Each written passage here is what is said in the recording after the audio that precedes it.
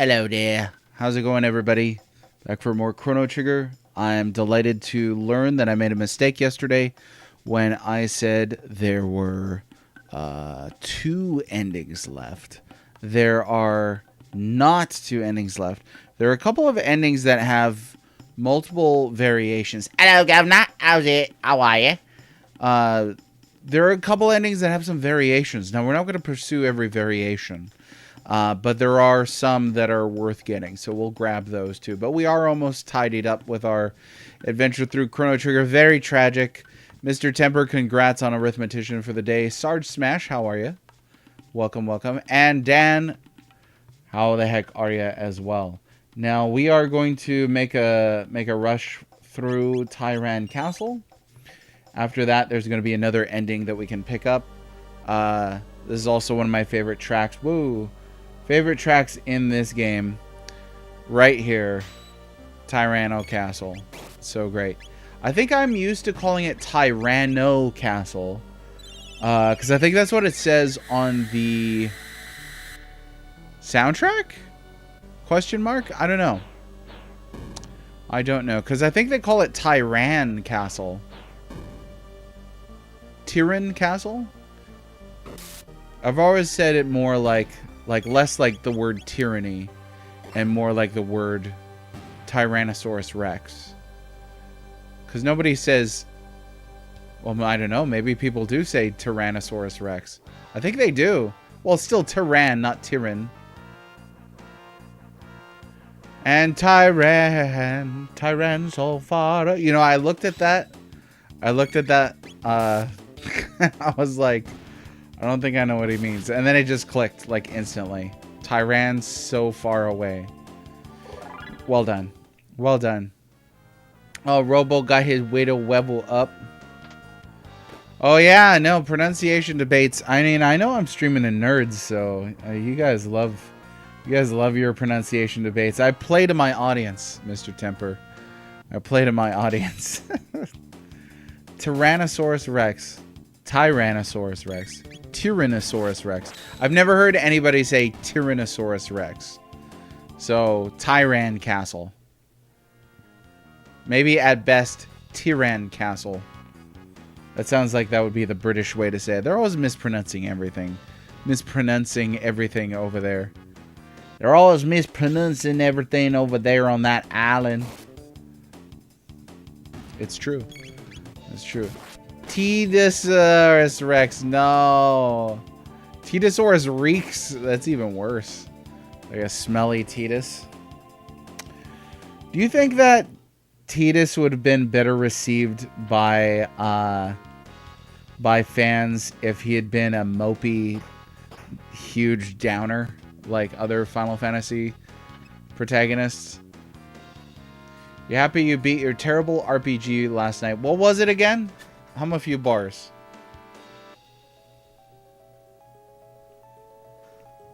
And congrats for beating an RPG this year in the year of the RPGs. It is the, and I don't know if you heard this or not, but it is the 50th anniversary of computer RPGs this year. And that's pretty rad. That's pretty cool. 1975 is the earliest one I could find. The CRPG Addict was a great resource for that. Believe it was Petit 5. Kind of hard to study stuff from that era though, because there's some conflicting reports, and there's not a lot of original data. Bunch of emo dorks. Hey, I like Final Fantasy. You jerk. No, just kidding. Yeah, it's all right. It's all right. It used to be my favorite. It really did. It used to be my favorite thing. I had a friend this morning on X who just asked me. He was like, "So, why'd you call yourself the well-read mage when Chrono Trigger is your favorite game?"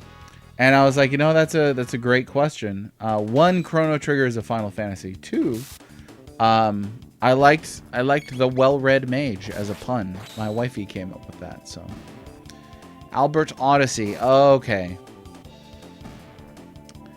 I do have a lot of patience. I have to put up with bad actors in this chat every weekday, so I think I've got a decent amount of patience. I also have a decent amount of patience for bad RPGs. There are quite a few that I've had to play. Bad actors here. Look at that little smug smile face right there. Animal Crossing reference, though. I'll take it. I love Animal Crossing. Chrono has red hair and uses light magic. He's a red mage. He's also a rad mage. That's it right there. That's it right here. Because it's a great play on words. Thanks, Smash. Yeah, I mean, like when she said it, I was like, oh, I can't not use that. That would be a huge disservice to the history of pundums. You know, you gotta use that. I probably should hit this thing with lightning, but here we go. Come and get it, Tubby. His head kind of looks like a an antenna, like a lightning bolt. What is this called? Lightning rods. Like a lightning bolt stick. You act like a jerk very well. If you're a good actor at acting like a bad actor, you're a bad actor. There's a full circle. Yes, I have played Lord of the Rings Part 1 on the SNES, yeah. The two worst that I've played so far were definitely Nintendo Way of the Ninja and Lord of the Rings Part 1. Now, I think of those, Lord of the Rings Part 1 was probably the worst. But it was the only one of the two that I beat. It definitely did not drag as much as Nintendo did. And somebody in chat is going to get real upset that I'm slamming Nintendo with a ninja. And that's okay. They could just go ahead and be upset. When I confess that this area is one of your least favorites in Chrono Trigger. Really? So what makes it your least favorite? And now I got to think about what's my least favorite part of Chrono Trigger. The part where you have to get the jerky. I always forget the order of the sequence of things that you got to do. The part where you get the jerky. So your second trip back to the Middle Ages. But at least on that second trip, then you're doing cool things like getting the Masamune and beating up Magus. Like, those things are rad as heck. The amount of force battles, there's quite a few. This is one of those that's like it's definitely a hefty dungeon, like Magus Castle before it. You're just come out of Magus Castle too, and there's not a whole lot between that and this. So I could totally see dungeon fatigue slipping in as well. I like this dungeon though. I do. I think the music is really cool. I think the enemies are cool. I like that you've kind of got verticality in this dungeon. I did not mean to touch that, but I did. It's a dungeon that's got like kind of like button labyrinth stuff. I appreciate that they had the confidence to add a part 1 on the end of that game's title. Yeah. So here's the crazy thing: is there are the studio that made the Lord of the Rings, J.R.R. Tolkien's The Lord of the Rings Volume 1 for Super Nintendo, also made a game by the exact same name for PC. Totally different game. So maybe they were like, okay, well, we made one for PC, we'll make one for Super Nintendo.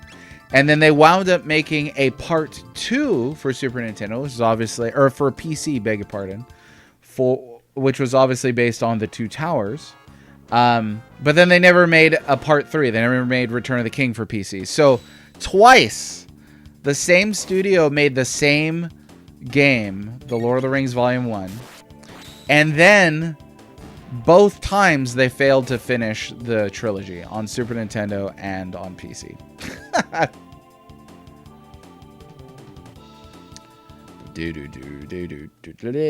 Start Smash. Yeah, no, exactly. Subjective flaws is what I would call that preference and taste. You know, I'm not sure what a subjective flaw is, because if it doesn't exist in the game itself, then how is it a flaw? You know what I mean? So it would just be something that you don't prefer. And for me, that's definitely that sequence with the jerky. I always forget what's going on there.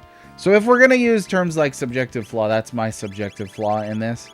But objective flaw? Confuse has the wrong name.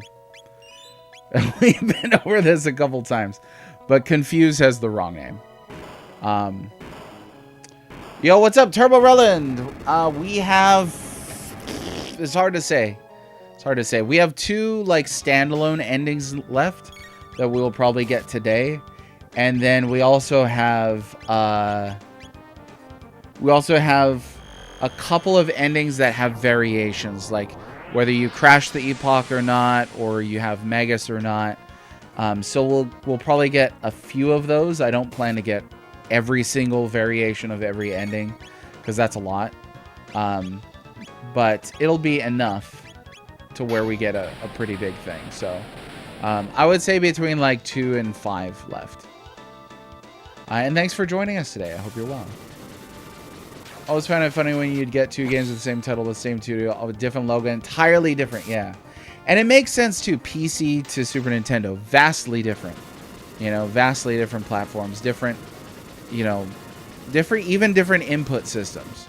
So I get it. But the PC game does look pretty cool. And there are remarkably a lot of there are a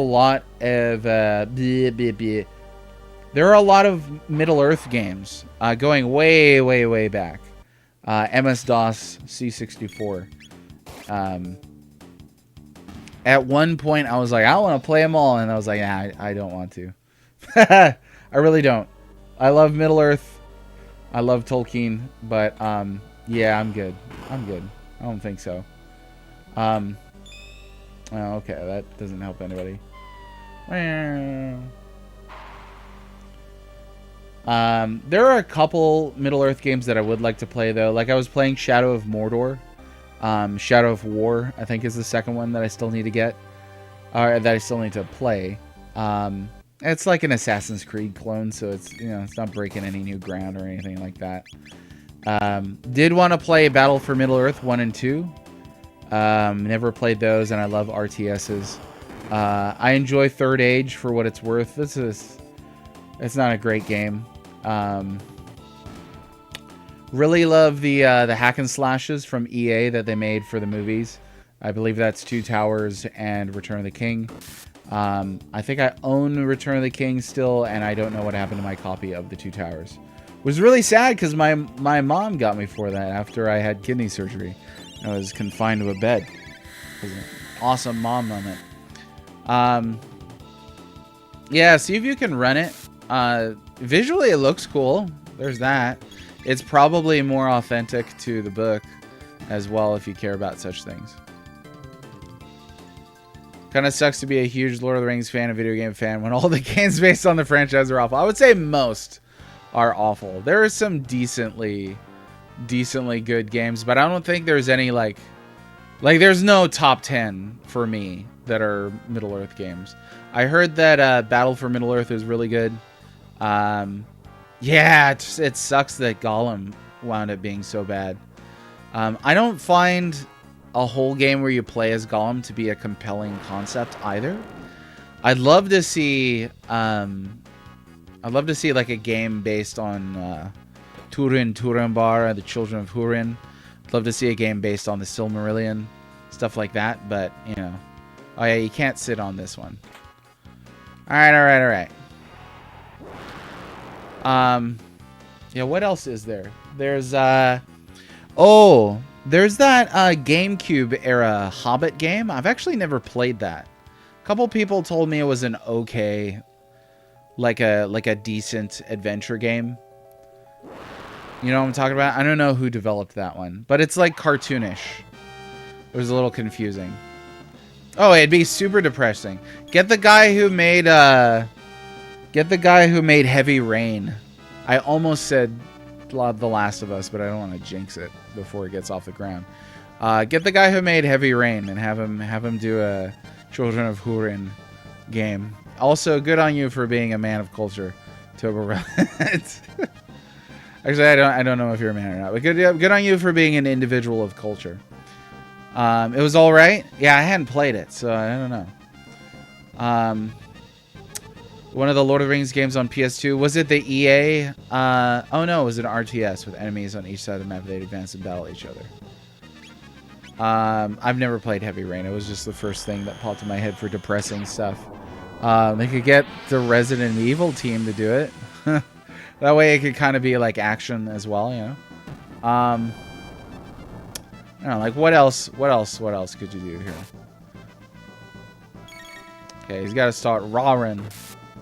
They got to start roaring, then he drops his defense. Press X to negate or... Oof.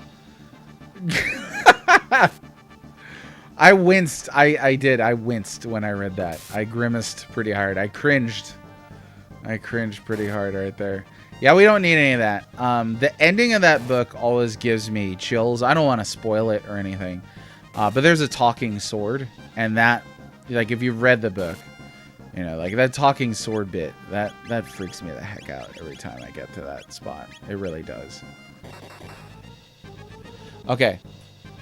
Should make a Lord of the Rings dating sim. Replace all the battles with seconds where you have to romance the forces of Sauron. So it would be based on Amazon's Rings of Power then, basically, right?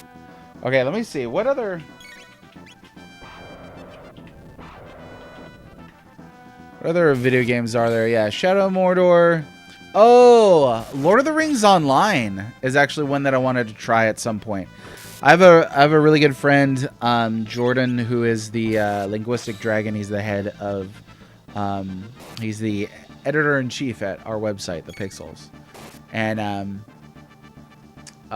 he still plays Lord of the Rings Online.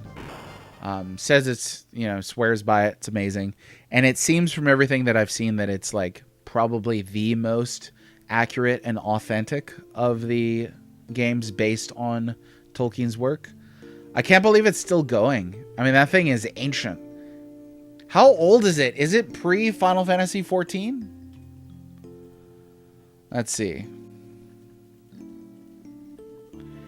It is from 2007. So it significantly predates Final Fantasy XIV. That's actually pretty wild. I didn't realize it was that old. Oh yeah, Mines of Moria. Thanks for reminding me of Mines of Moria. I did play Mines of Moria. A little on the dull side, but kind of cool to play as a dwarf. Yeah, exactly. Stuff like that is stuff I think they could do that's really cool with the material. One thing that I think the movies didn't help with is the movies kind of created this developer mindset where it's like, hey, we could create Lord of the Rings video games, but they have to be tied into the movies somehow. Whether that's like Third Age, where they're, you know, following the events of the Fellowship and everything's designed like it is in the movie. Or you're rehashing the movie, you're playing as characters from the movie. Very, you know, action-oriented. But I think there's room in Middle-earth for quite a lot more. There's Tales from the Shire, which I haven't played yet. I heard that, again, that was just okay. Somebody told me it needs another year of updates to actually be robust. So I might check that out eventually. But kind of an ugly-looking game. Yeah, they made that one. So, let's see. Oh, you actually beat it? I thought it was okay. There were some parts where I was like, I'm super into this. And there were parts where I'm like, I don't really want to abandon this like crafting home area that I worked really hard on. But oh well.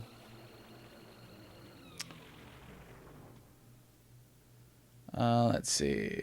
What year did WoW come out? Looking up at these comments here.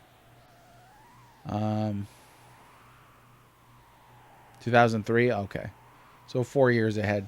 But is that early? That's pretty early era. I think anything like early 2000s to mid 2000s seems pretty dang early. A flight sim, yeah. Like I'd love one that's more in line with like the Ents and stuff like that. Like give me like a farm sim where you play as the Ents trying to find the Endwives. I just really like the Ents. I do. I don't think that's a compelling concept like at all, but but hey, you never know. It could be cool. All right. Now let me see here. Let me double check the circumstances that we need to hit. Okay, so after facing Azala, but before Scala seals the sealed door, or before she opens the sealed door. Basically, any point after you reach 12,000 BC until the battle with Lavos, you're meant to lose, with one exception.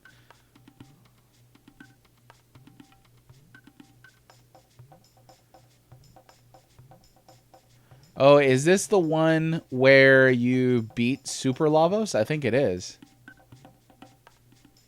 I think it is. Any point after you reach 12,000 BC until the battle with Lavos, you're meant to lose. With one exception, beat Lavos after reaching 12,000 BC before Zeal crashes down to Earth. Okay, let me see, because I thought that beating Super Lavos gives you the Dream Team ending. So let me make sure.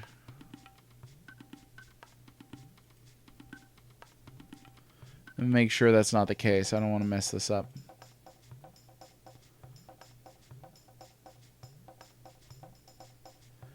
Okay, use the telepod, bucket, or epoch after fighting the Black Tyranno, but before witnessing Scala enter the Ocean Palace.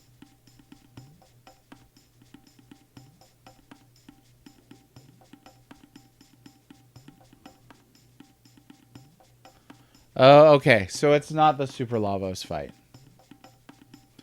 Tom Bombadil rhythm game? I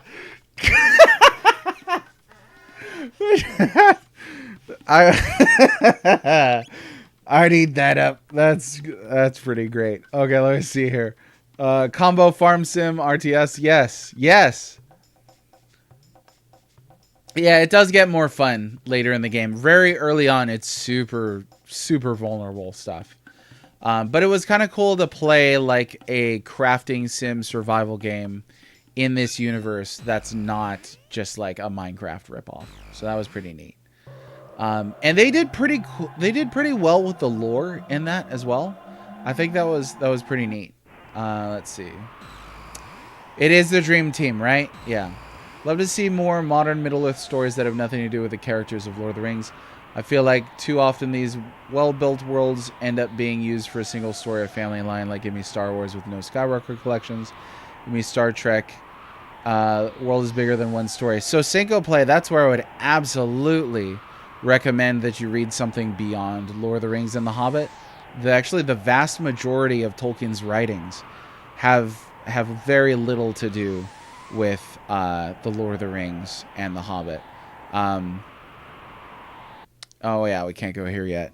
Like just taking the Silmarillion, for example, there's very little of the Lord of the Rings in there at all. The three great standalone books that are the three great stories from the First Age, The Children of Húrin, The Fall of Gondolin, and Beren and Luthien, have almost nothing to do with things for Lord of the Rings. Beren and Luthien, there's a lineage there that goes down to Aragorn, so there's that. But there's like virtually no hobbits in any of the other stories. The problem is, though, that's how you get a world that big. Yeah, no, exactly. The problem is, though, that we only get adaptations of Lord of the Rings and The Hobbit. So it feels skewed if you're relying on just pop culture to inform you about Tolkien's work. Whereas in reality, Tolkien wrote a ton of stuff that was never published during his lifetime. And that stuff winds up being extremely broad. It's my opinion that Tolkien's world is the best designed world in fantasy fiction. Working on something for nearly 70 years will do that, you know? And I don't think that we see that level of dedication too often in literature. Yeah, there are some other people that have created really in-depth worlds, but they've also created, multiple different worlds. Tolkien really only worked on one world, and then he would do translations of other things. And then he did a couple stories that may or may not be set within Middle-earth. Okay. Tolkien involved in combat during the war. Yes, he was in World War One.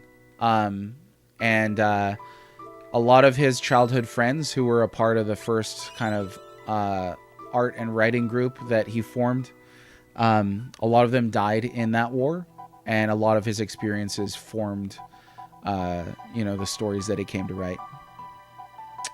Oh yeah, Tuor and Israel, right? So if that bothers you, you could avoid those. There's the History of Middle-earth series, 12 volumes. So there's a lot to explore beyond just the characters of the Lord of the Rings. Like even Gandalf. Gandalf appears as Olorin in the Silmarillion, but he has an extremely small appearance. I think he's named twice in the whole book. But yeah, I agree that with Star Wars, like that was something that I felt was disappointing with a lot of things, disappointing with the 9th one. It was like, are we still really doing the Skywalker thing? You know? The true majesty of Twilight. See, because there's pop culture and then there's culture, right? I think I would put Tolkien in the category of culture. We're going to take this off. In the category of culture. Well, no, she can wear it.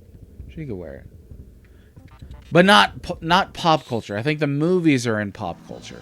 I think you could argue that The Hobbit and The Lord of the Rings are in pop culture, the books. But a lot of Tolkien's work is simply not.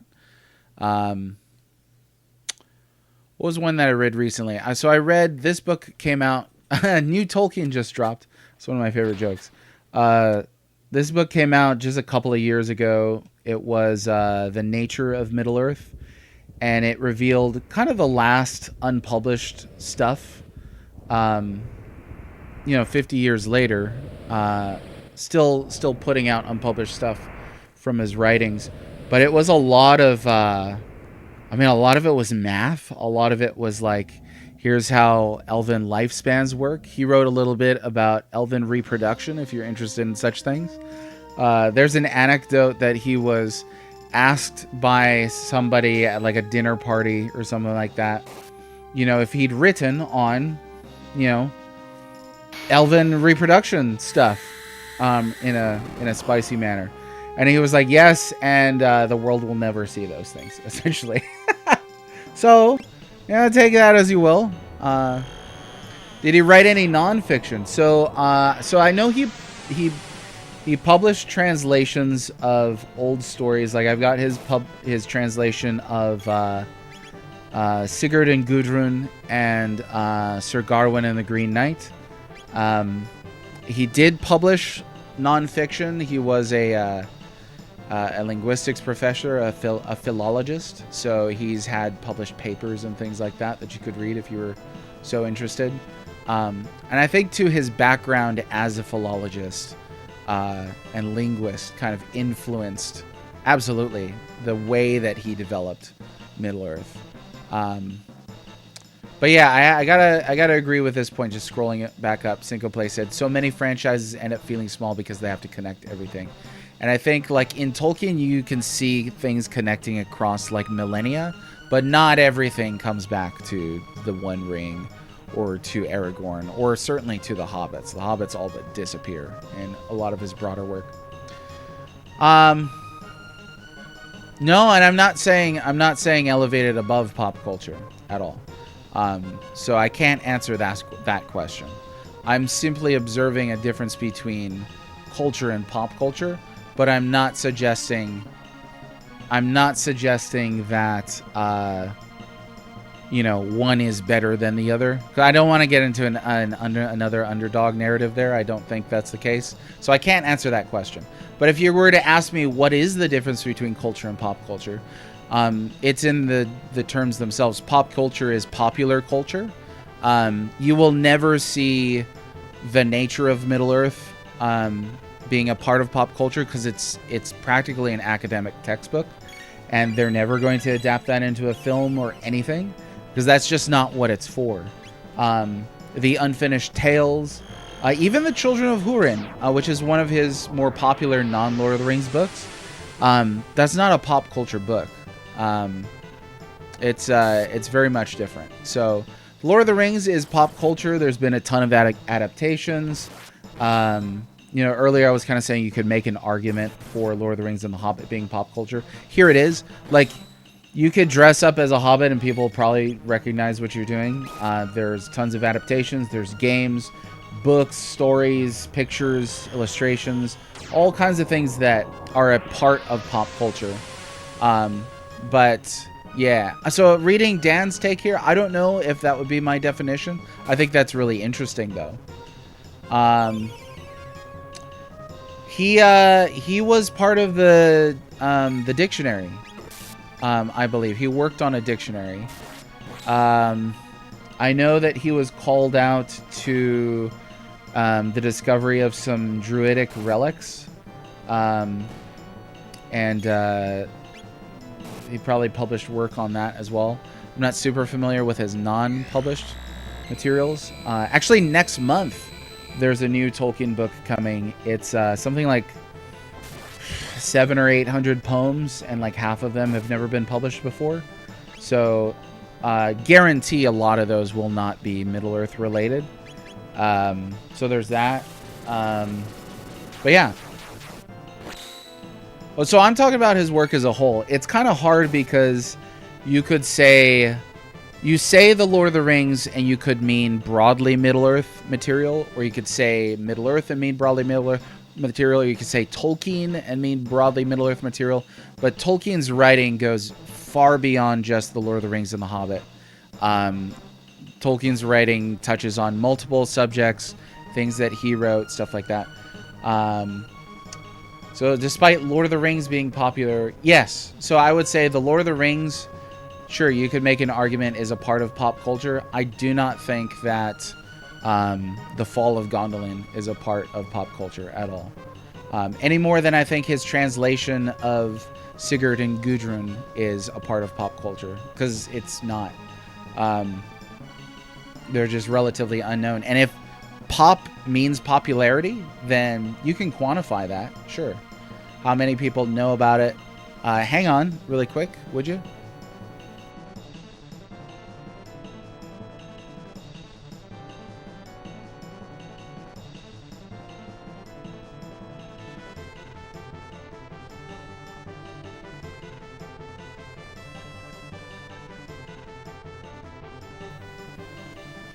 Okay, let me see here, catch up on this stuff. Okay, like the argument that Potter is worse than Tolkien is qualitative. Not his response to chat, not read. Thanks for putting the parenthetical. I am not going to make any claim on this or that being worse than the other. I think that Tolkien's work for Middle-earth represents the most detailed and deep, if you like, trying not to use qualitative remarks here, fantasy world. But the best fantasy world, I think, would require taking more into consideration than just depth and detail. Tolkien is detailed in a way which detracts from his work in the minds of lots of readers because it is hard to read. But yeah, I've never read the entirety of Harry Potter, so I can't comment on that.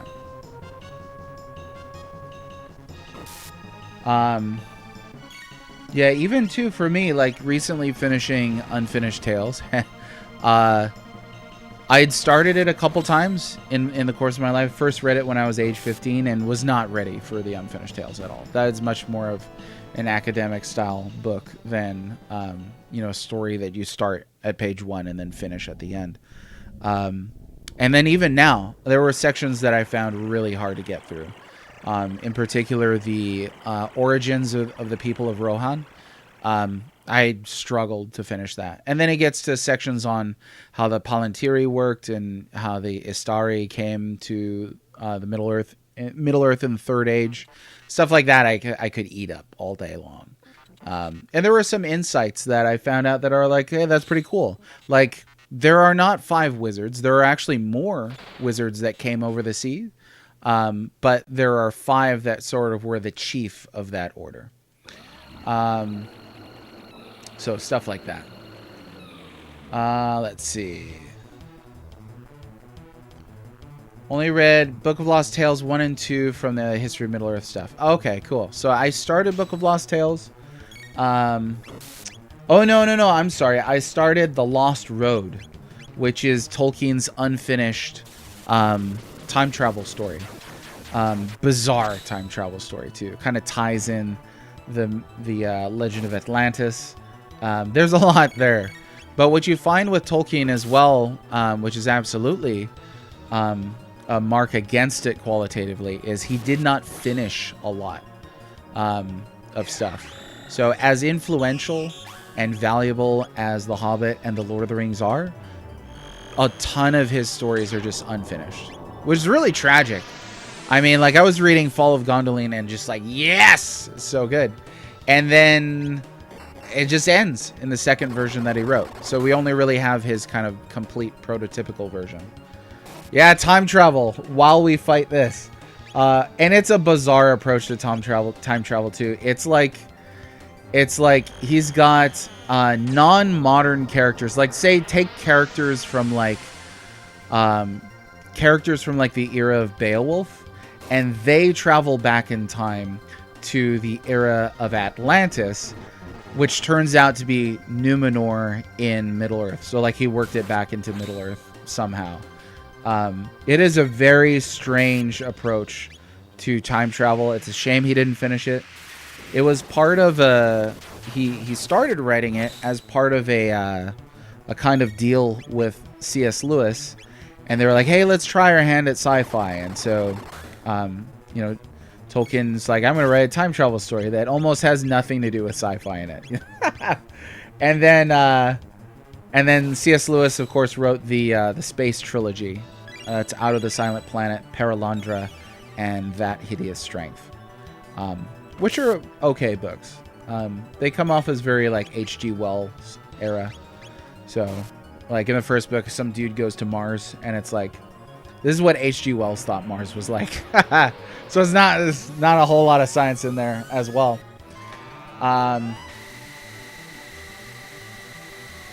Let's see. Hey, Cinco Play and I are 100% on the same wavelength. I love it. Love to see it. Yeah, so let me give you an example here, and let me actually read this to you. Give me 1 second. I will be right back. We can continue and enjoy the music, though. Be right back.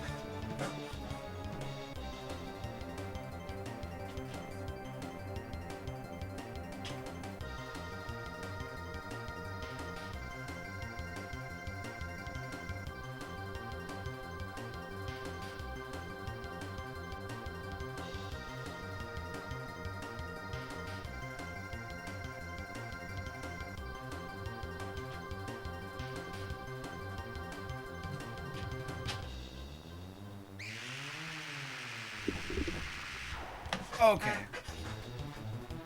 As a fairy tale for grown-ups. If he deliberately wrote it in the style of the early fathers of science fiction, he nailed it. But yeah, don't read it expecting The Martian.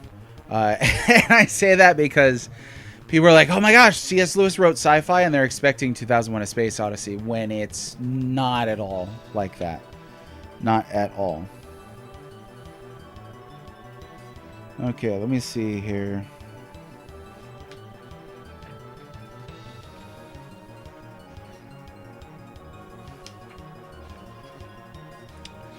See if I can find it.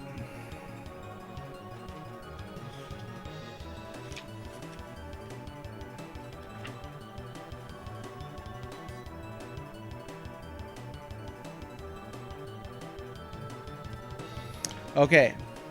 So I think that let me just mute this here for a second. Okay, so let me read this, and I think a couple things are worth noting about Tolkien's writings. And I saw this recently in a YouTube video where they were saying Tolkien chose a ton more Germanic words, where a lot of other writers would have chose Latin words. And what that does is it creates a different kind of mythic feel, an older feel to his writing that a lot of other fantasy stuff doesn't possess. And that's not a qualitative statement. Again, that's an observation. But I think that you get the sense, if you know Tolkien as an author, that he loved the sound of English, that he loved the sound of words. He had an appreciation for the beauty of language, not just in language as a brute means of communicating thought and communicating ideas.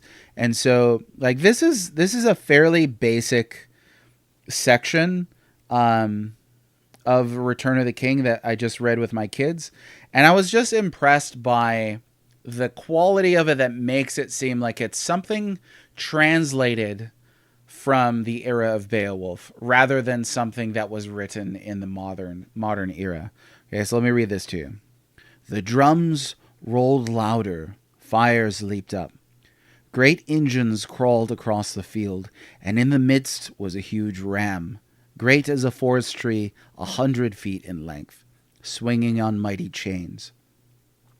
Long it had been forging in the dark smithies of Mordor, and its hideous head, founded of black steel, was shaped in the likeness of a ravening wolf. On it spells of ruin lay.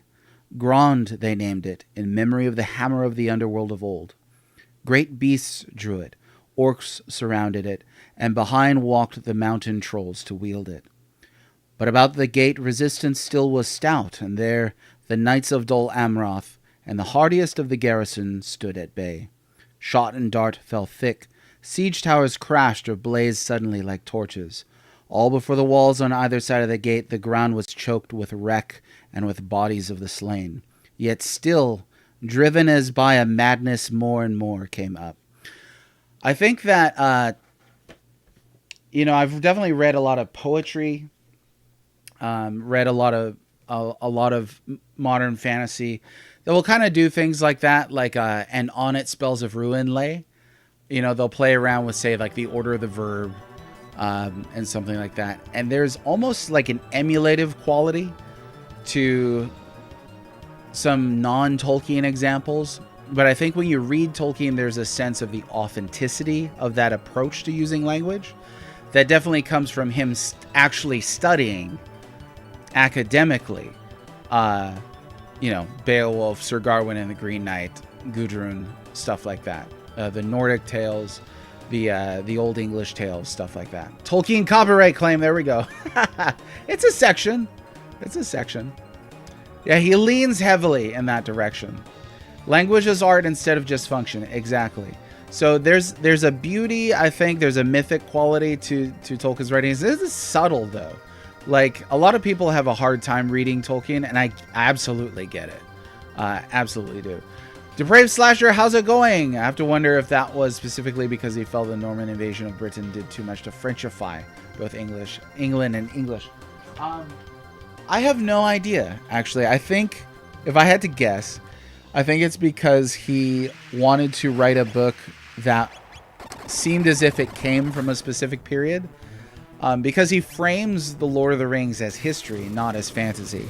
He frames it like... Oh, shoot, I should heal up here. Darn it. He frames it like it's being translated from documents that have been descended down from a bygone era. And that through the Red Book that appears in the movie and is mentioned in the prologue to The Lord of the Rings. But that notion of fantasy as history is, I think, pretty strong in Middle-earth writings. Certainly opposed to, trying to think of another good fantasy example. But let's take Final Fantasy. Because there have been Final Fantasy books. Final Fantasy definitely leans more into the high fantasy, whereas I would be comfortable calling The Lord of the Rings a low fantasy book. There's not a lot of magic at all. Cap Supreme, how's it going? So that was my tirade on Tolkien today. Slasher and Cap Supreme, thanks for coming in today. We're kind of talking really broadly about literature today, about fantasy, about pop culture versus culture. I don't know if you two have thoughts on that. If you've ever thought about what the difference is between pop culture and culture. This is a question that may seem unimportant at first glance. It's actually, there's an element in which it's pretty important to me. And let me give you an example. So Lilo and Stitch takes place in Hawaii. It includes Hawaiian, slang and language and ways of life and things like that. Lilo and Stitch is pop culture.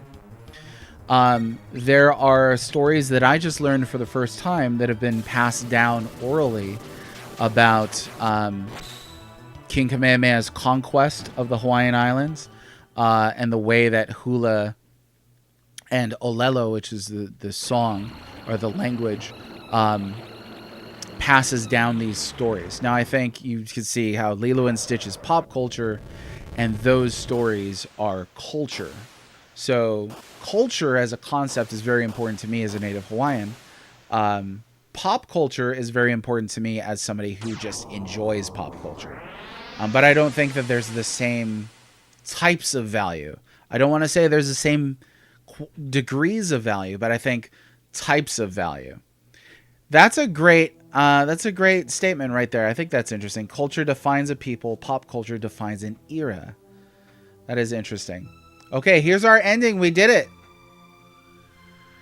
Ha! How come Legolas is male in the books but female in the movies? You don't think that Orlando Bloom is manly at all, or is it just because he has long hair? Okay, let's see what we got. Oh, okay, this is a different ending, so that's good.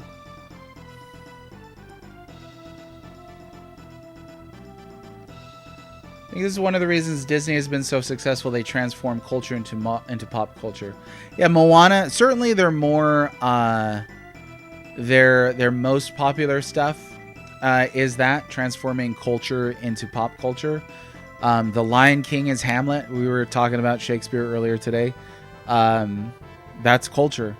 All of Walt's early stuff, Snow White and the Seven Dwarfs, Pinocchio, these are enduring fairy tale stories that have, like, the reason why the stories endure in our society, I think, is because they carry a meaning that we continue to resonate with. So pop culture can kind of misalign with that. So let me give you an example as to what I mean. Oh, the cat calling after the prophet there is a little heartbreaking. Santa Claus. So my kids now know, they're 10 and 8. They know now that Santa is not real. I still tell them Santa is real because the story is real. The idea is real. And so I tell them, what is the idea of Santa Claus represents? So I'll say things like, giving to others makes you happy. Look at how happy Santa Claus is. Or I'll say that things like charity will make you happy. Look at how happy Santa Claus is.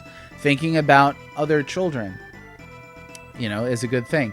And so I think, like, those are very real things. Like, charity is real. Love is real. Thinking about other people instead of just yourself. Those are real things.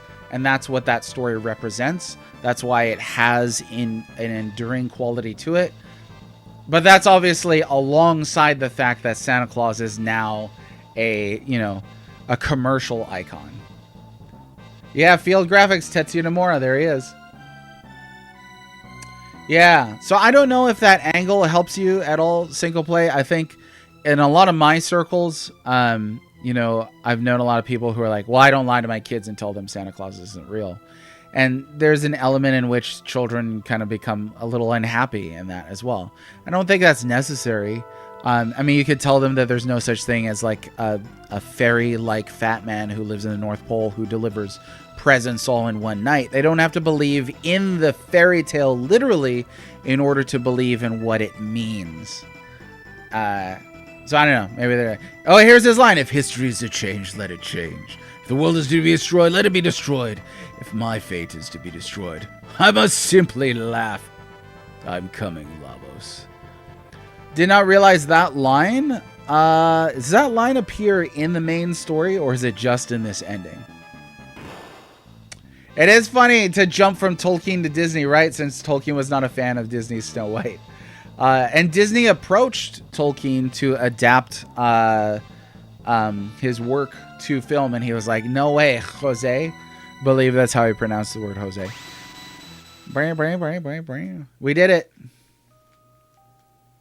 All culture starts as pop culture? I don't know. That I'm unsure about because again, it implies there's an element of popularity. Something may be widespread without being popular.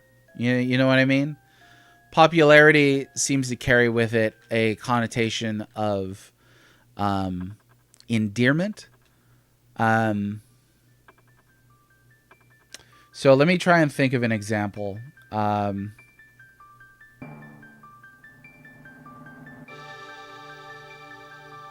So in Hawaiian history, they had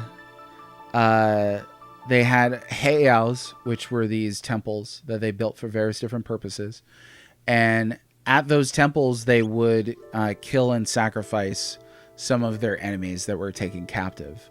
Now the question is, was that a popular thing to do in that it was frequently done?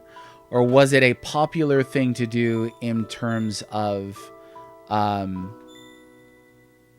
it just being a ubiquitous thing to do? Like, did everybody like to do that? Or was it something that was just accepted as being done? You know what I mean? That's a very fine distinction. Santa is like Batman, a symbol. Yeah, there you go.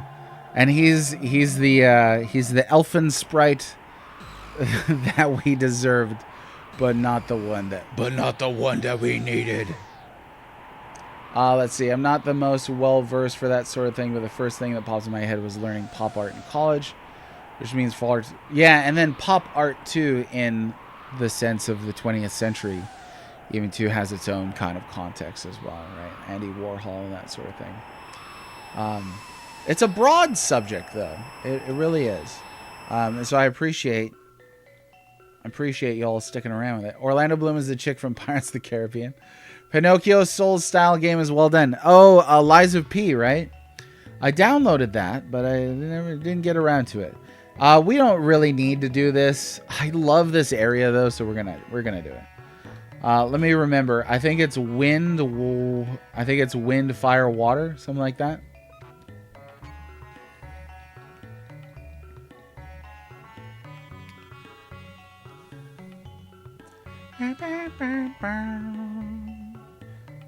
This would be a fun talk debate. It is a fun talk debate. I would love to have folk on microphone to be able to talk about these things.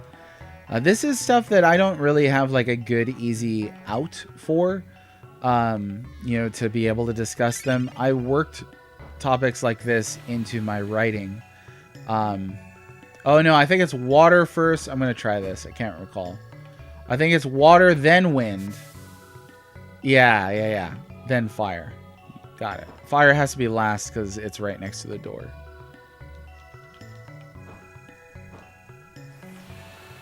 Silk Song. So I'm playing Silk Song right now.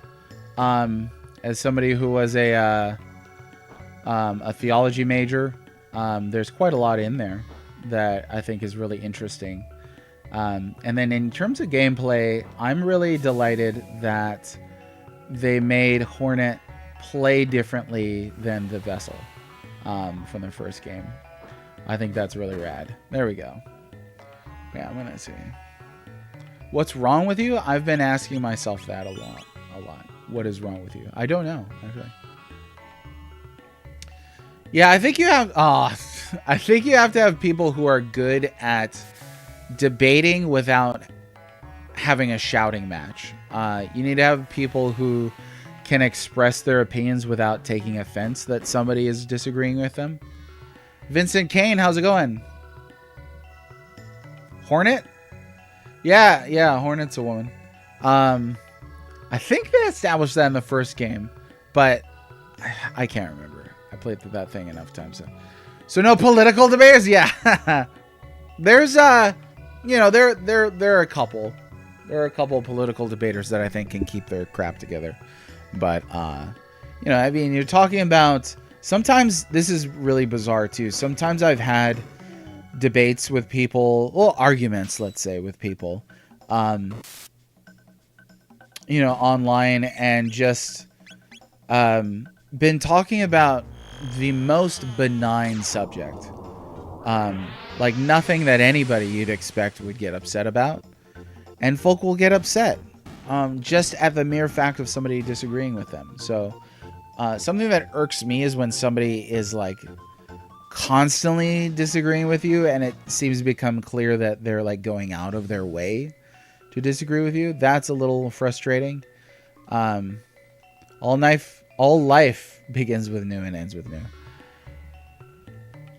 All day, every day, yeah, it's rough. I think a lot of the folks in our parents' generation are really kind of sucked into that. I don't think that politics are unimportant. To get a little political here for a second, I don't think that politics are unimportant. I think that recent events demonstrate how important that they are.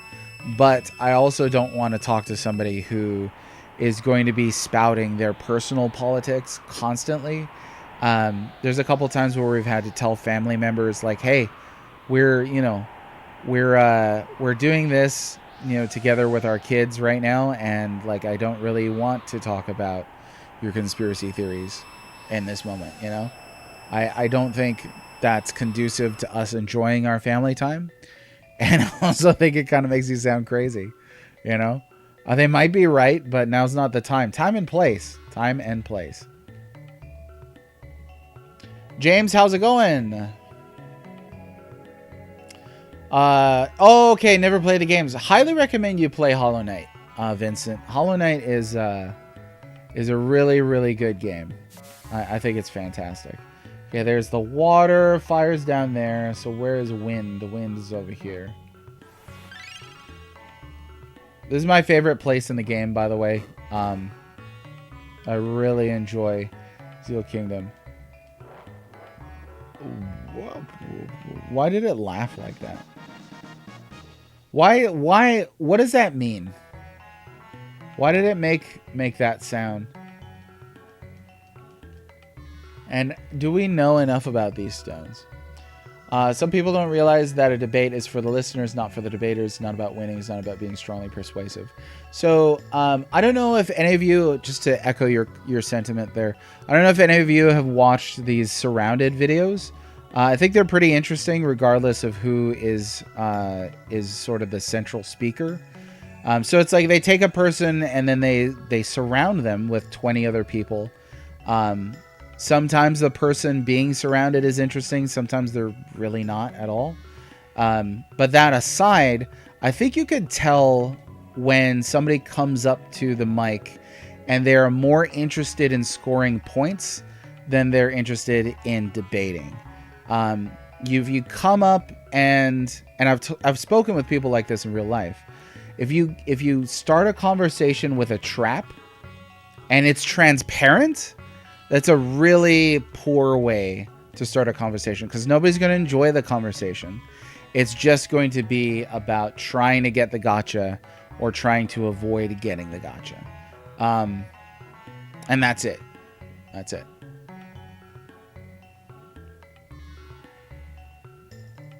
Yeah, I don't have any super strong feelings about the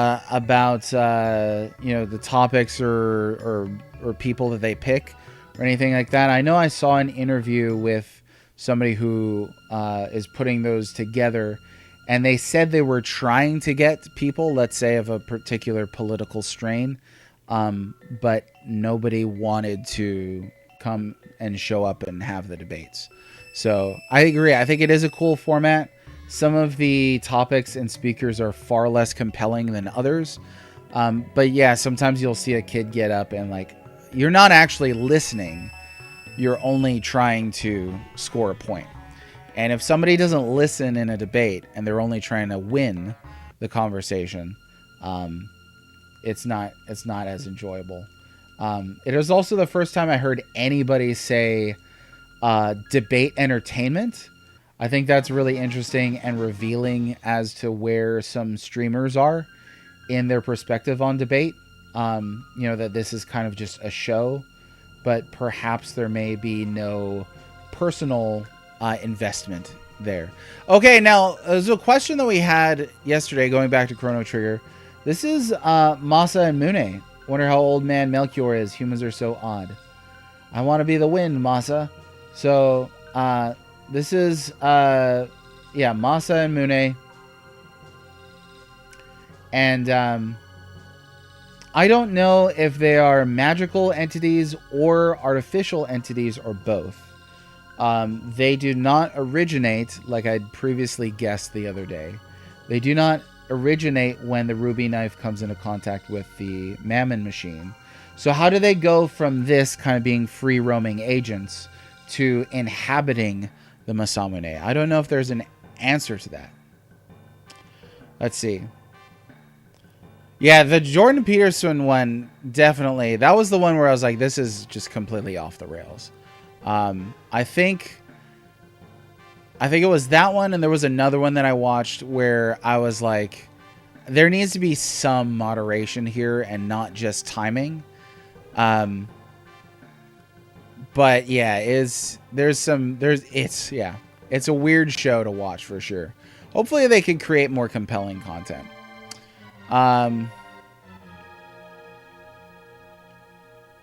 Debate entertainment. It's bad faith debating if the person doing the debating doesn't hold a mindset that they might think be incorrect. Right. So, like, a big question that I've heard in debates is, do you think you could be proven wrong, or what would it take to prove you wrong? Then that particular debate, one of the two debaters came up with specific ways in which they believed they could be proven wrong, and the other one did not. And I think that's pretty darn revealing as to where people are in their worldviews and in their philosophy. Okay, so they're all Melchior's creations. That's what I think too, Cap Supreme. Now I'm wondering how they got into the sword. Or maybe they just guard the sword? And they can go into it, but they're not intrinsically part of it? I had never thought of that, because I thought that they were intrinsically part of the sword. Something like that. Let me scroll up, see here if I miss anything. This is such a good song right here.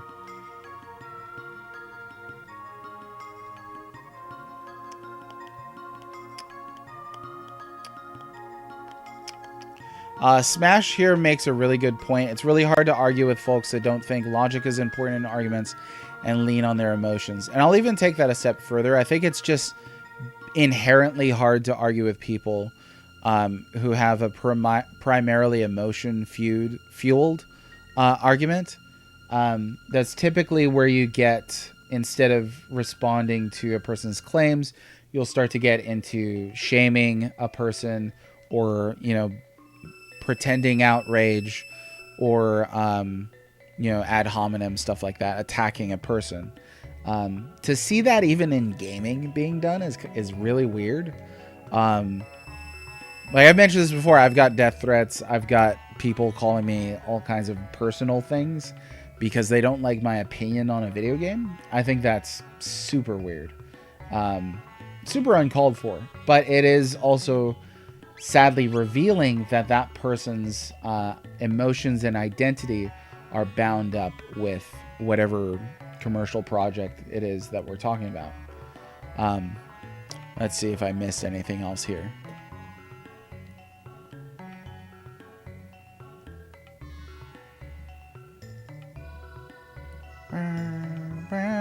It was supposed to be a text to someone? Okay.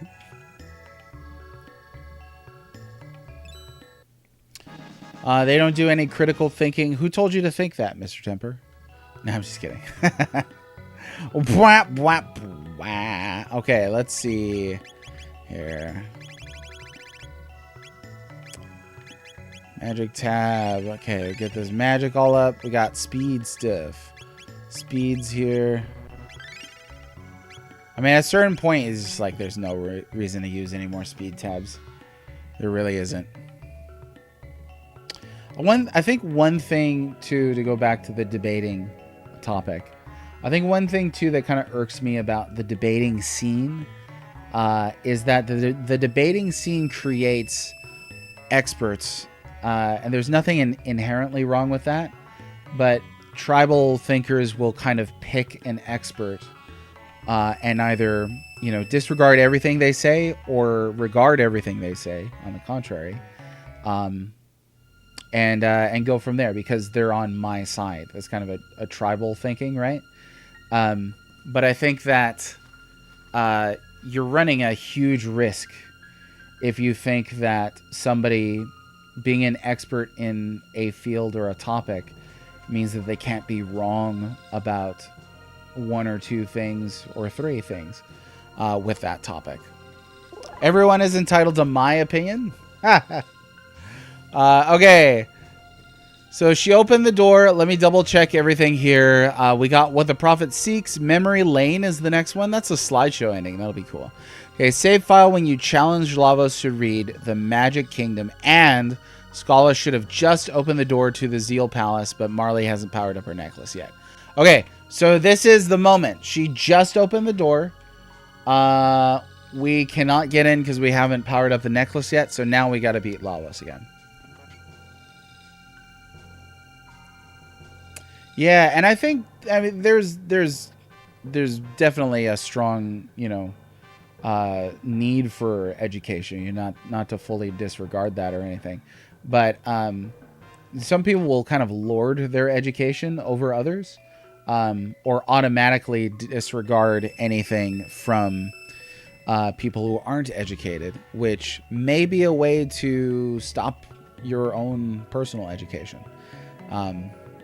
Lack of wisdom, plenty of knowledge. Yeah. We all know a plankton or two or several, right? I went to college! Like, we all know that guy. And you find out it was a community college. All right.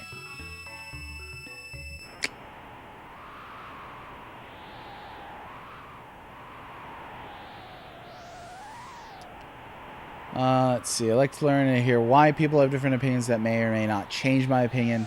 But even if it does, I may understand their position better than I did before. And all of these kind of sentiments here, I think, are a part of why a lot of people were disturbed at recent events. Not to keep referencing that. I don't want to get into any kind of debate along those lines. And this is not really a political platform anyway. But I mean that I think people are interested in having discussion and are interested in sharing their opinion and debating, and not a whole lot of people want to see that go away. So I think that goes hand in hand, if that seems safe to say. Nice to be forced to defend your opinions as well is a really interesting statement. It really is. Let's see. So we are going to go back here, and we should have yet another ending. We have beaten Lavos so many times. So many times. And we will do it again and again and again until we're both dead. Now, when does he turn into the pink new? Somebody, I think it was Aegis Runestone, suggested it's at level 99. I honestly don't know if it's that far in. Okay, let's have, well, no, I mean, this team's fine. I like this team quite a bit. I do. Is it 99? You have to be max level in order to reach it? I could have sworn that I have encountered that form without reaching level 99. Because I've reached level 99, but I didn't think it was on that save file that I got it. I gotta look it up now. Let me look this up real quick.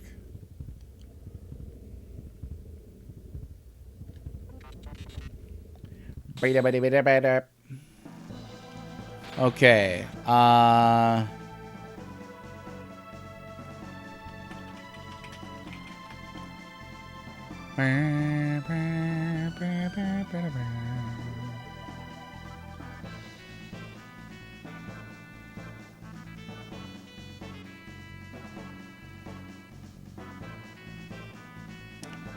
So Specchio can be a prehistoric frog. I've actually never reached Specchio in that form. You have to be level 1 to 9 in order to fight Specchio as a frog.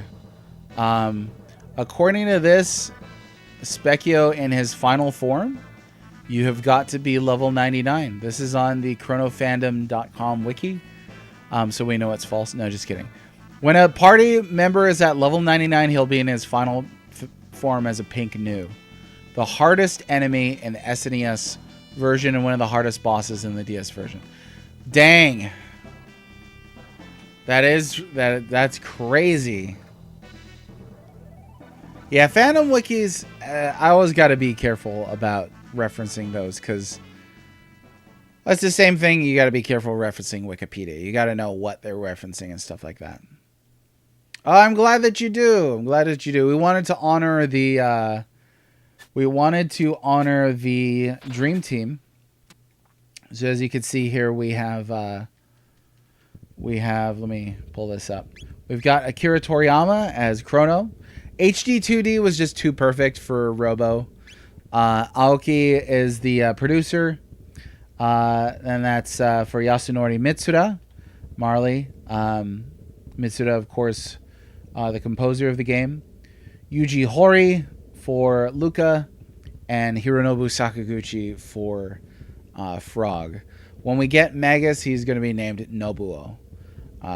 So we get that fully there. It comes down full circle. I will enjoy that. Yeah, we'll stick with these characters though. Oh yeah, absolutely are. Absolutely are. And he's the last one that we needed anyway to name them. Now, here's the thing is we might have to do 2 save files because there's a couple endings to get a variance on without Magus. We want to definitely get the ending where Glenn has restored his humanity. So we're going to do that for sure.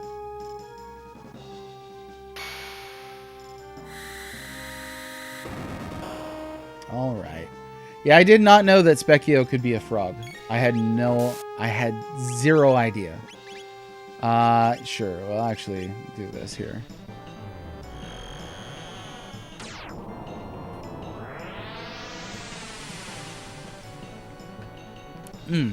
Now would actually be the time to put a gold stud on Chrono, I think, because there's a lot more MP that we could use.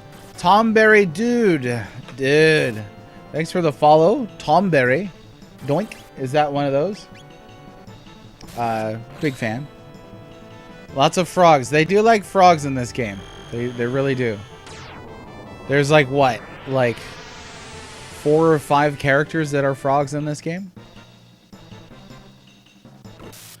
Yeah, I definitely have not gotten tired of the music. I have tired of fighting Lavos. Tomberry dude, thanks for being here. Are you and I familiar with each other from anywhere elsewhere on the internet? Your first time being in chat though, welcome. We're playing through every Super Nintendo RPG, which has been an incredible and unforgettable experience. I have 9 of them left.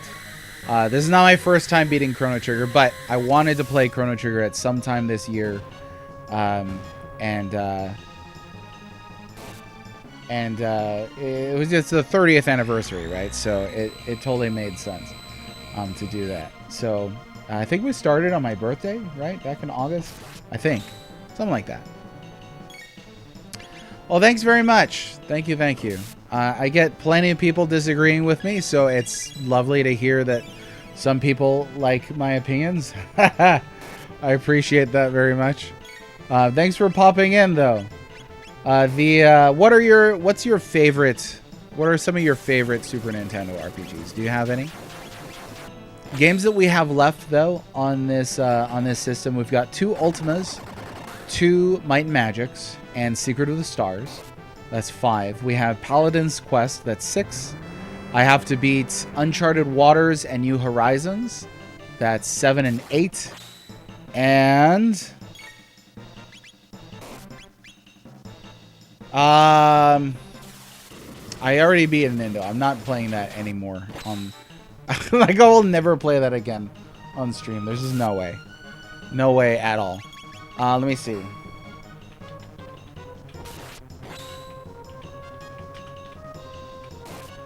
I'm like not even looking at the final boss. It's just like Don't even give him the satisfaction. Okay, let me see. We just beat Spike McFang recently.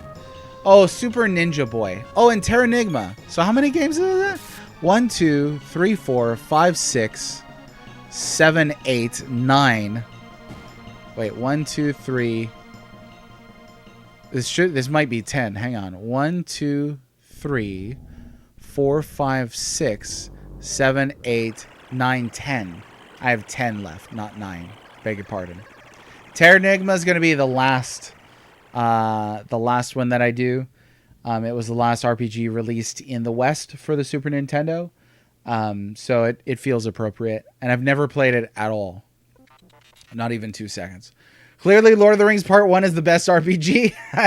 Best game on there's a whole playthrough for that. So if you want to see it, it's rough. Final dungeon took like 3 hours. And the password system is busted in that final dungeon. So you can't even save in there. Woof. Live Alive probably a favorite that is an FF game. Bit rough to replay some chapters though. Yeah, I couldn't finish Live Alive myself. Now, are you talking about the remake or about the original version? There's a lovely dessert for the meal. Exactly. Yeah. We're going to finish on a strong point. Can't finish with like... Yeah, I don't want to finish with Secret of the Stars or Might and Magic or anything like that. That sounds weird. Skipping the best RPG on the NES? Or are you talking about a Nintendo? Oh, we played it. It was a stream killer. I mean, like, just flat out, just people did not want to watch. And could you blame them? Could you blame them? Trying to watch a Nintendo is not pleasant. Oh no, Mario RPG is here.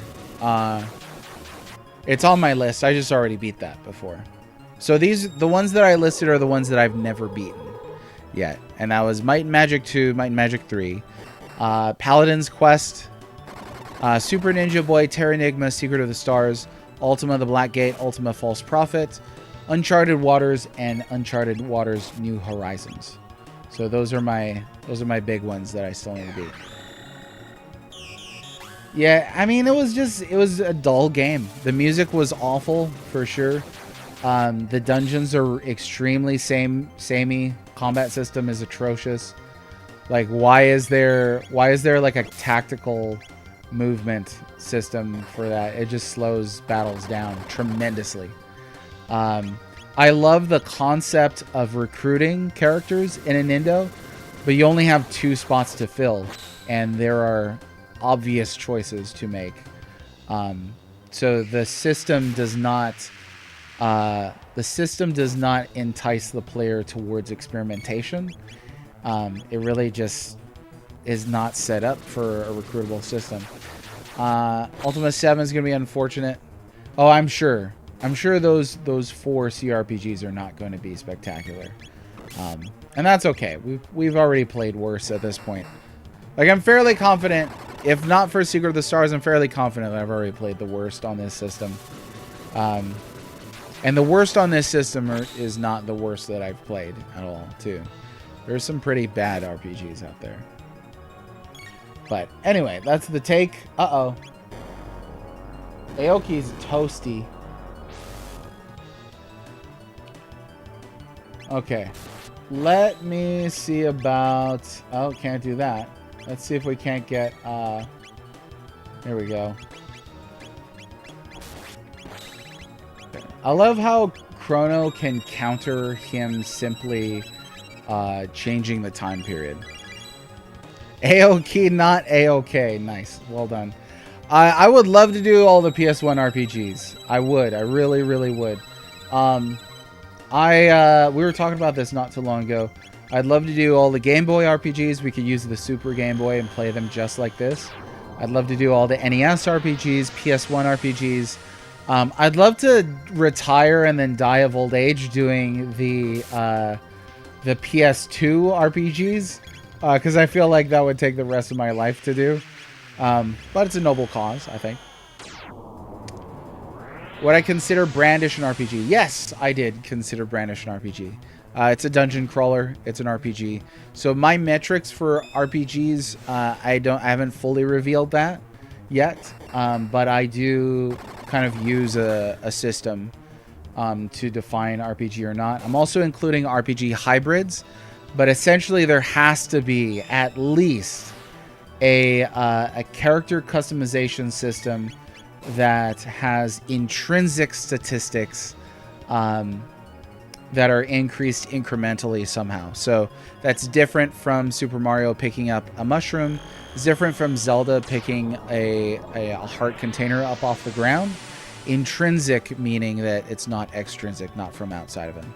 And 64 RPGs, that would be cool. I already played Quest 64. I will never play that one again.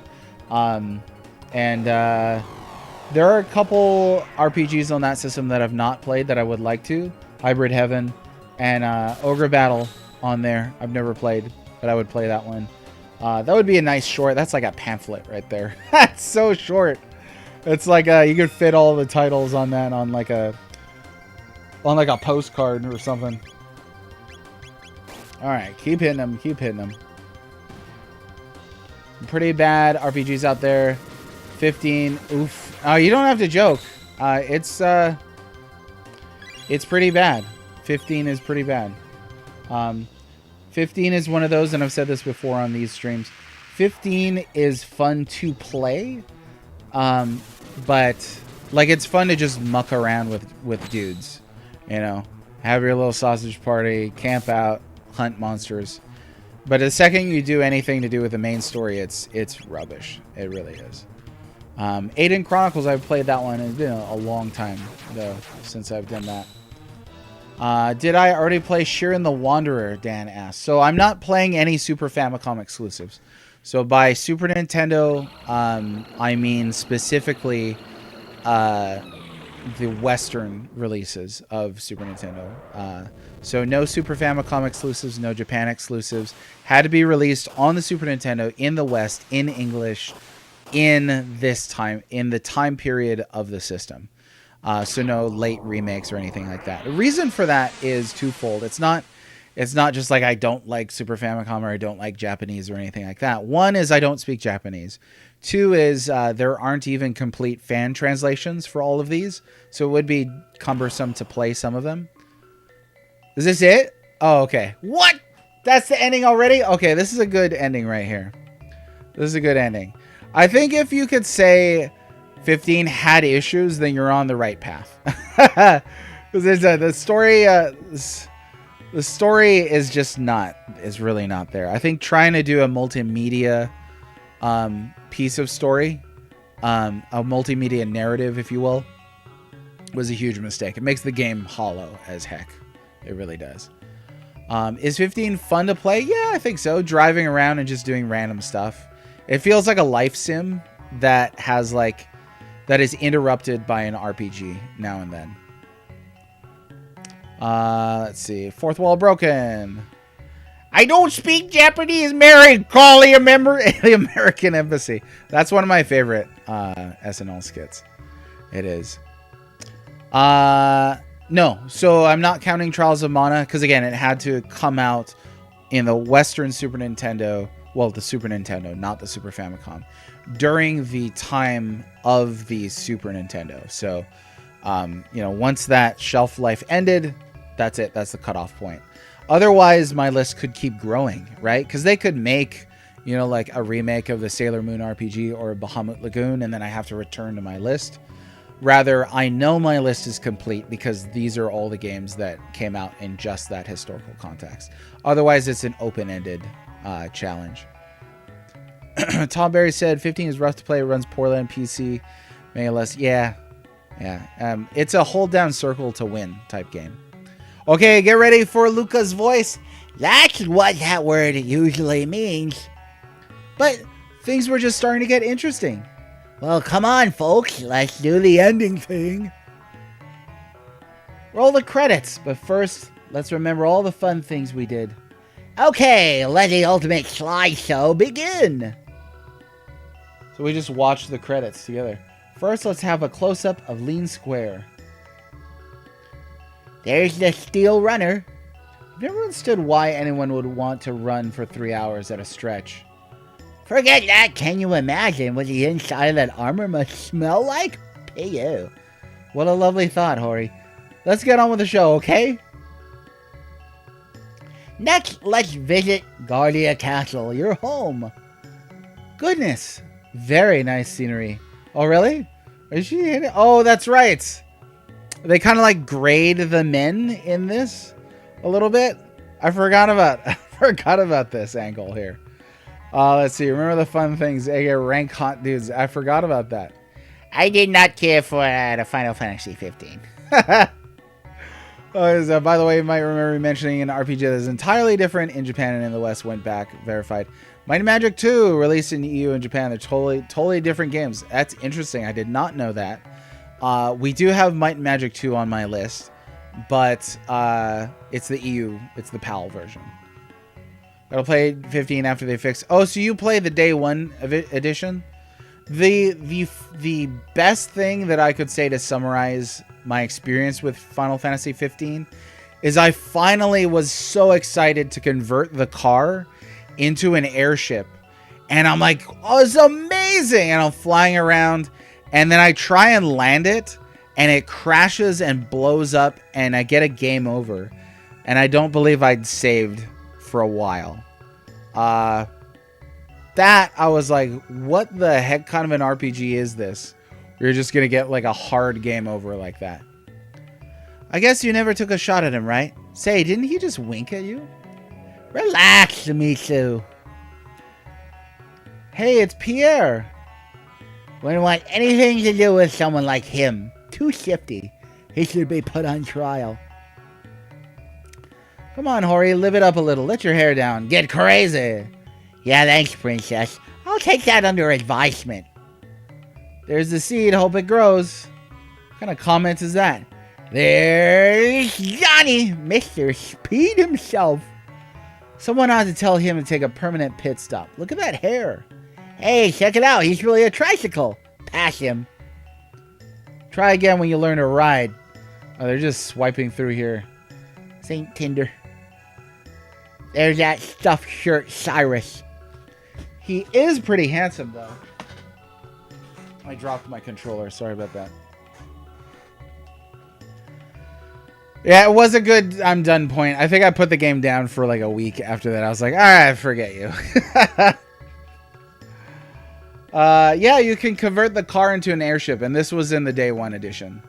The Cup Noodles thing was also stupid. But yeah, crashing an airship and getting a game over was, I was just like, at what point is there too much realism?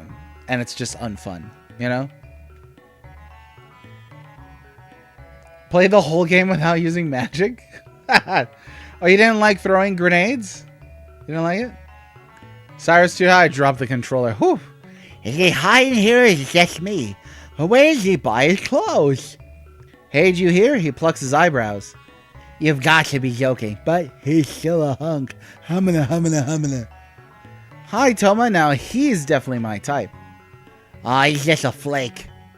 Probably has a dozen girlfriends. Actually, I see him as more of an intellectual. What about him, that Kino guy? Total Neanderthal. Throw him a bone. But he's honest. That's kind of attractive. He walks like a duck. Wow, that's not very nice. Well, he'll never hurt anyone. He's really very gentle, isn't he? What are you two doing? I thought you said something about a nice little slideshow. Oh! Okay, so this is the one time that Chrono talks. Chrono speaks. He's not a silent protagonist. I've never thought about this. What should Chrono's voice sound like? My immersion. It's just gone. It's gone. It's gone. I can't think of...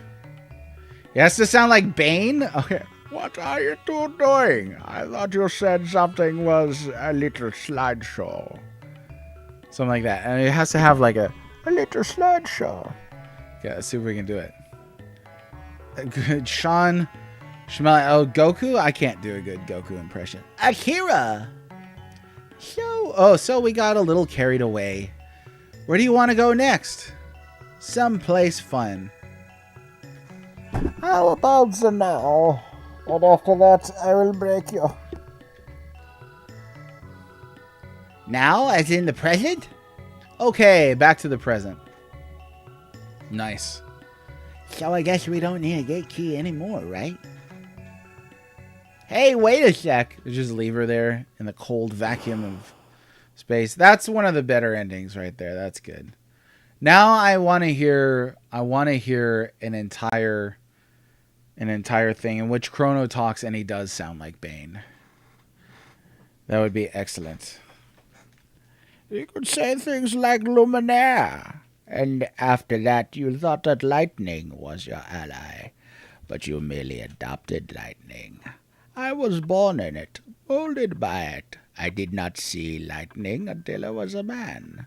But then it was nothing to me but electricity. I'm actually tuning out most of your actual gameplay. I still haven't played this. I bought it for Steam. Some point. Oh, you should play it. Okay.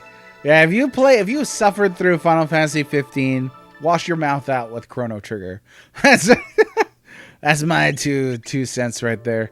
We're really zooming through at this stage of the game anyway. Let me see what time it is here. 2:34. We still got stuff in the tank. So now there's the Dreams epilogue. That's the DS only game, or the DS and the Steam version ending, so we can't get that one obviously. Let's see here.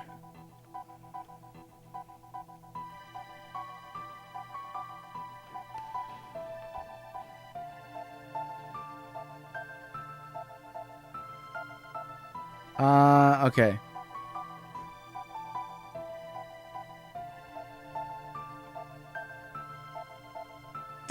So it looks like there's an ending here where Chrono is still, and there's an ending to do there. And then there's an ending here. There are two endings left, basically, with multiple variations. The next one that we'll shoot for is the one where we get Frog to do his transformation. So that's the next one we'll shoot for.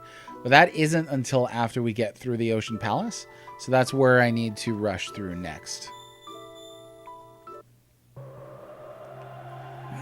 Baby steps. Yeah, I saw that one.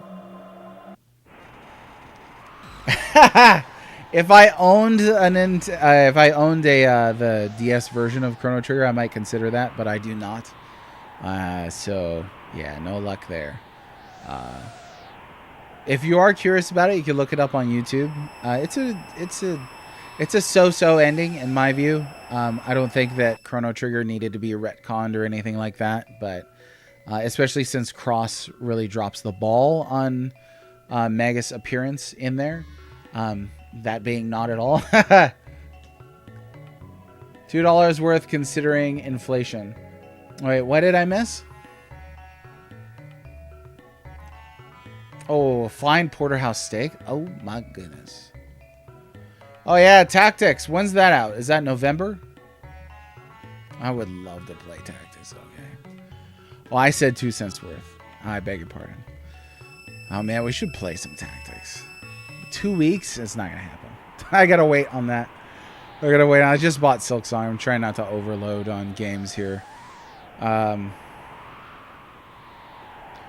Yeah, that's a great point right there. Chrono Cross both has too much and not nearly enough of Chrono Trigger in it. It's utterly weird. It is weird.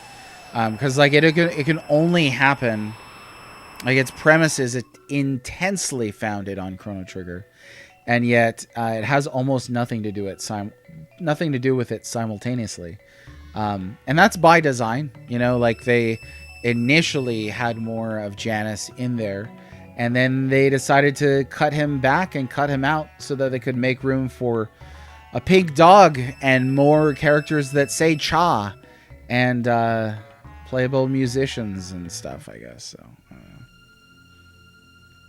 3-week overload?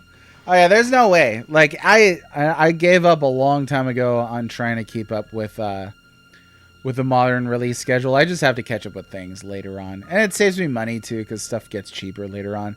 I really do want to play Tactics Remaster. Bless me. Thanks everybody. Jeez, for saying bless you. My gosh. I yeah, I have no idea when I would play it, but I know when I do play it. I know when I do get around to playing Final Fantasy Tactics Remake, I'm gonna name every character a Lord of the Rings reference. We needed a pink dog in an RPG. Cha. You know what I think is a neat thing though about Chrono Cross is there's like a system in it to modify language, dialogue rather, into those various different like accents and stuff like that. That's pretty neat. Nikki? Okay. A blessed day. Thank you. Frodo Buell. See, that's one of the things I'm kind of looking forward to with with the remake and the voice acting is just how they're going to pronounce some of this stuff. Beowulf. Not an easy word to read. It is not.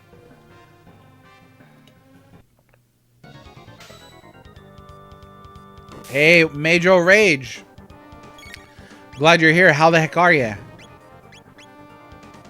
Frodo Bruvlidiver. Yep, exactly. You think Tolkien is hard to read? Ugh. Play Final Fantasy Tactics. There's some character names in there. I don't know. Just make a noise every time they show up. There are so many Golem fights in this game. I can't remember which one's supposed to be the hard one.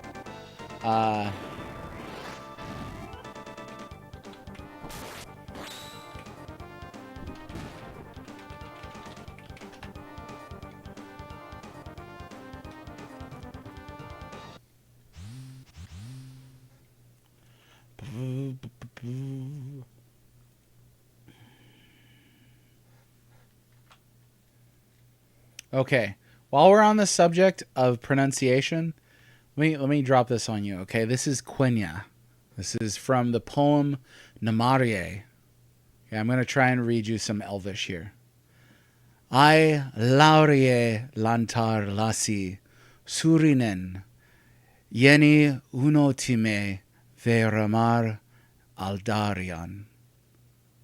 Yeni velinte yuldar avanier mi oro mardi lise miruvo reva andune pella vardo telumar nu luini yesen tin tilar I eleni omario aeretari lirinen arhisie untupa kalakirio miri oilai. There you go. There's some. That's what Quenya sounds like. And I practiced a bit because he's trying to summon a dude. Trying to summon Orlando Bloom. Okay, now here's the thing. I said I was reading The Lord of the Rings to my children. There is a surprising, maybe not so surprising, but there's a significant amount of Lord of the Rings that has like Elvish paragraphs in it. So I get to that and I'm like, I'm gonna have to Sidolphus Orlando Bloom. There's nice. There are sections there where I had to learn it, so I watched some pronunciation videos.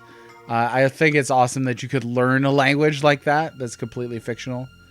As much as the Chrono Cross accents are really dumb to read, the code they wrote to make them interchangeable is super cool. Yeah, exactly.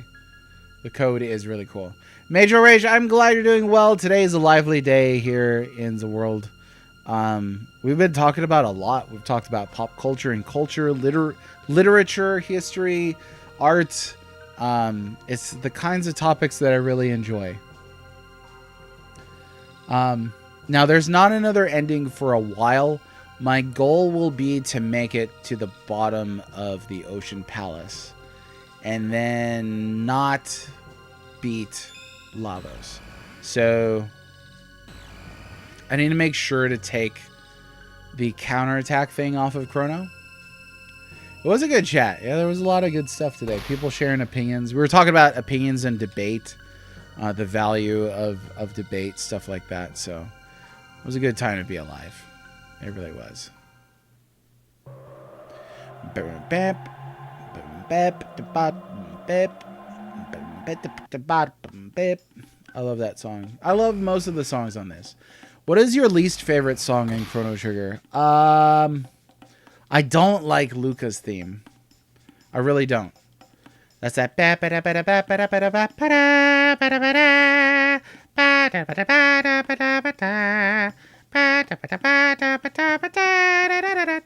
Like it's not super offensive, but it does nothing for me. It really does.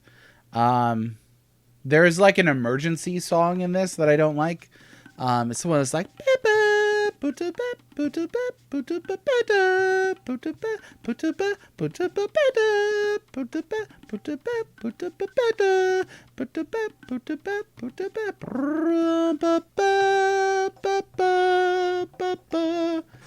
that's kind of, again, it's not very compelling. So those are probably my two least favorite songs in this. Do you have a least favorite Chrono Trigger song? Okay, what do we got to do now? I already forgot. Oh yeah, we got to go to the end of time, or the future. To the future. Back to the future, Marty. We're gonna go. Oh, what happened to the dinosaurs? They're just gone. 2300 AD. Oh, the overworld theme in the future. I really think there's a kind of beauty to that one, but it's not super pleasant to listen to. It's fairly depressing. I would take that song over the two songs that I just named, but that's not exactly a favorite song either. Hey, closed up the thing. Proto Dome. Here we go. Oh, here at perfect timing, Major Wage. You get to hear it right now. Be very quiet. We're gonna hear music from the future. Right here. This song. The sound of like a piece of metal banging against something is really interesting. Oh, okay. I got it. You were trying to tell me where to go. Well, I appreciate that. I do, because I forget sometimes. I have no idea. This song. Ugh.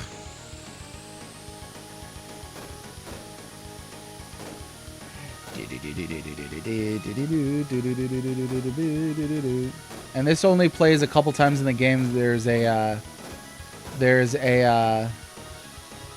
piano player that will play this song for you on command. It plays during a credit sequence and I think one other point, but it's a fairly rare song for how awesome it is.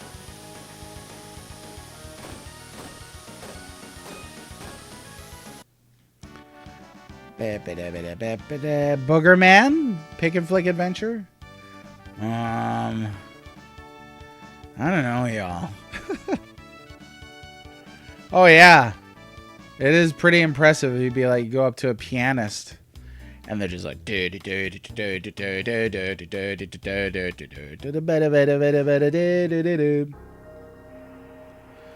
DK Jungle Swing is a rare song. Well done. Well, freaking done. Awesome. Excellent work, detective. So, I think we actually need to beat Super Lavos. Because we've done pretty much all of the other... We've done all of the other, you know, big tests in here and stuff like that. We beat, you know, Queen Zeal, Lavos. We beat Lavos with Chrono Solo. So we're going to need to beat Super Lavos. I don't know if it can be done or not. But we'll give it a try. I'm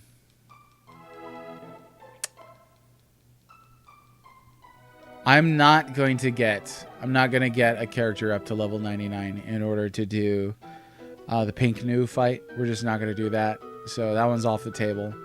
But other than that, we're seeing pretty much everything in this game.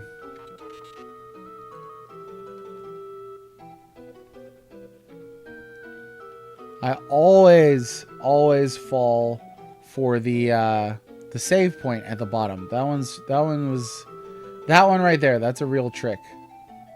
Right there. Nice work, you guys. You just Game Shark. I mean, I got a Game Genie, so like we could do that. We could do the Game Genie if you folks actually wanted to see it. The thing that I'm a little worried about with using the Game Genie is it's not super reliable. It's an old piece of tech, and if it wipes out my kids' save, because my eldest beat this game, and that would be a shame to lose that save. So I don't know. I'm a little hesitant to do that. I am. I've got some apprehensions. Yeah. Like I know for a fact I've wiped out the saves on this cart before. Oh man, here's a short story in which I wiped out a save. So the very first time I played through Final Fantasy VI,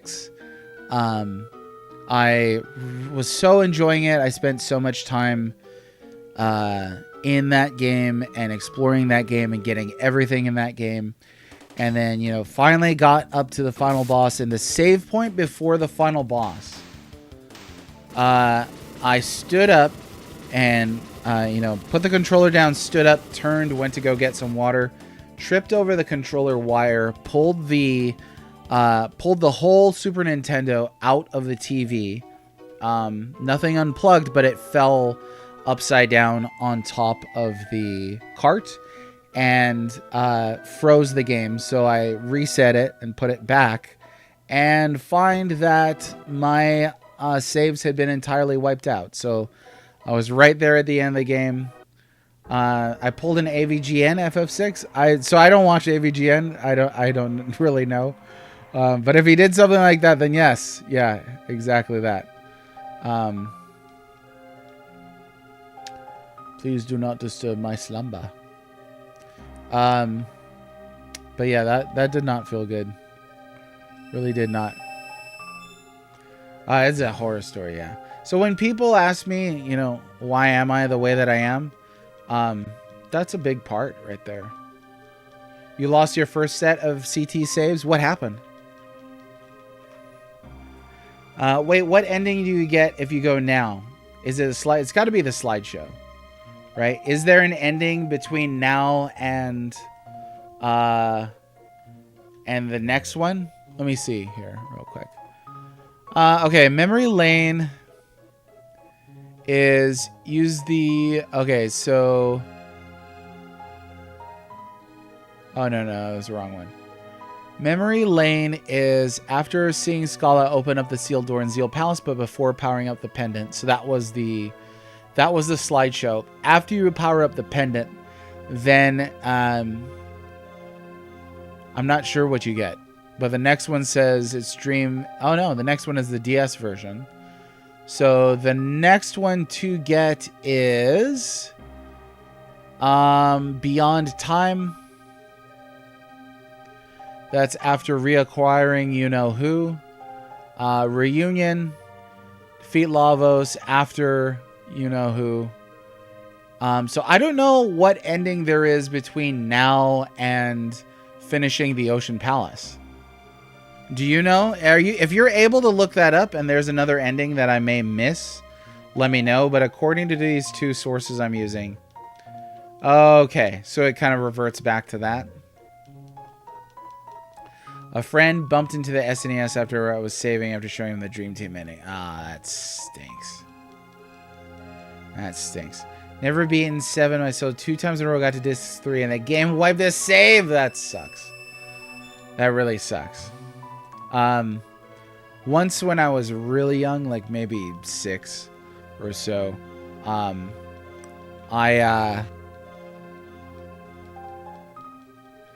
I was hanging out at a friend's house. He had an older brother who was playing through, what was that, like, desert helicopter action game? It was like a top-down helicopter action game for Sega Genesis. It was that game, whatever it was. And he was going for a high score or something. It was super far in. And we're a horse playing, you know, horsing around on the bedside next to the thing and kind of throw a pillow. Oh, eh! Kind of throw a pillow next to the thing next to the game system, and it reset it just when he was out of the room. Oh, we can't even do square? Well, that's stupid. We're gonna need a name for this, by the way. And yeah, he comes back and just flipped out. Desert Strike, that was it.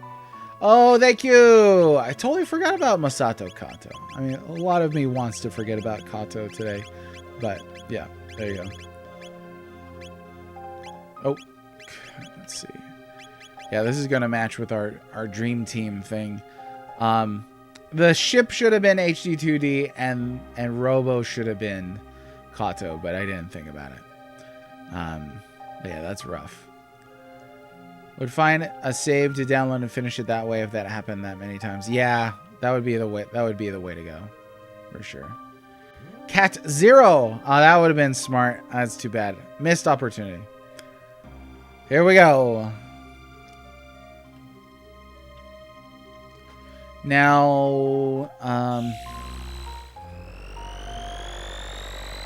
yeah, given the time, I don't think I'm going to be able to beat the Ocean Palace, so we're just going to try and get there.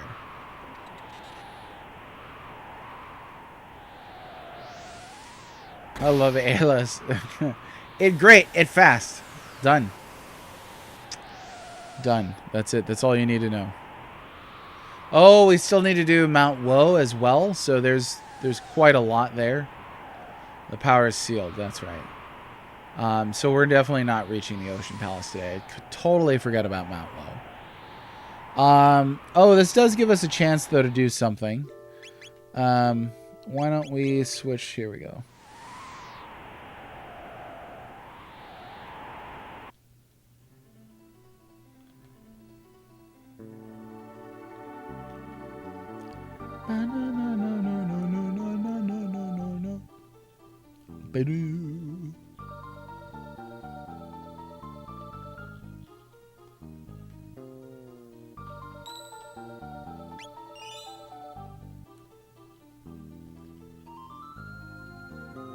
Can I pause the stream? You have to go to the bathroom? I'm not pulling this car over for anything. You can use a bottle or hang out the window or something. Oh no! All right, so I got to take the Berserk band off. Yeah, I stream from the toilet. No, this is why I only do like 2.5 hour streams max, because I gotta go pee pee every once in a while. You guys are so crass. Okay, take this right here. And we will swap that for... oh, I know. Why don't we... this off and, we're gonna do, where is it? Gold stud. Boom, baby. Would have been great if, you know, while they were grading every single male character in the game, would have been great if they had graded the gold stud, because that's what it is. Yeah, let me check something here. Yeah, hurry up. You'll just be in time to see Mount Woe. Be encountered. So, I think it's gonna be the boss encounter, but let's see here. No, look at that. Arbo Helm. So that's confusing, right? That is not the same thing as Prism Helm. I think that's a wiki got it wrong. Someone say Mount Whoa. Yeah, that's exactly what happened.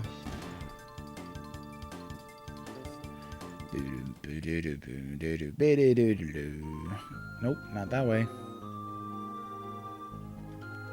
Okay, you guys. I will accept Woe as WOAH. I will. Like, I still know what you're saying, so it's all good. No worries. No worries, brah.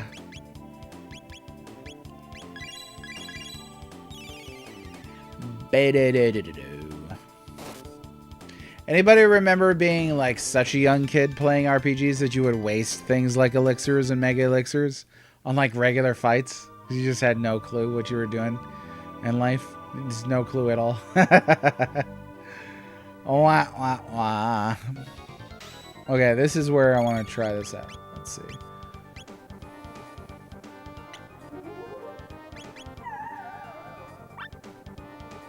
No, what do you mean it was a thought that counted?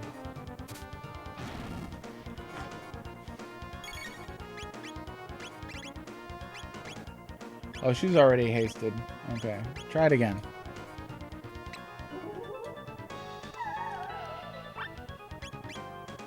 Nothing? Nothing? Nothing? Tra-la-la? Okay, let's try this.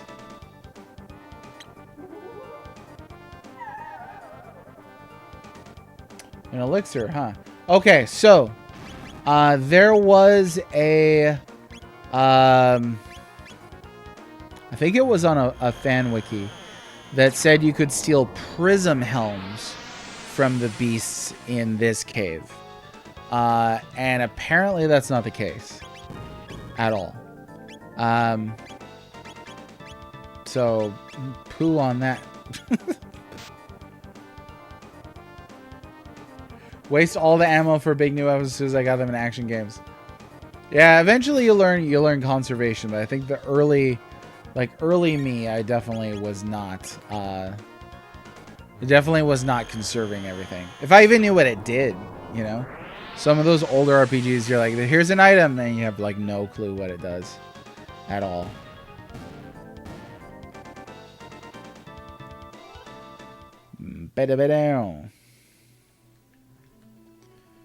Okay, so he picked up a Arbo helm, which cuts lightning hits by 50. So that's a little confusing because you get prism helms from the rainbow shell, but Arbo helms from this cave. Whatever that is. It will probably come up through here and save at some point. It's so bright up here. Might as well just do something like this. Let's try. I'll kind of balance the colors better and minimize the band size. But that's the best I can do when it's so bright. Seriously, the best I can do.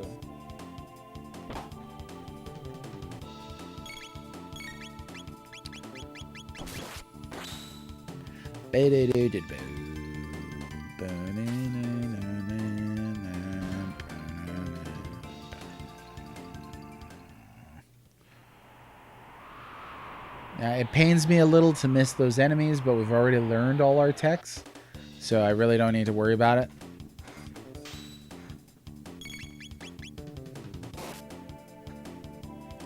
Maybe we'll try beating Giga Gaia real quick before I gotta go.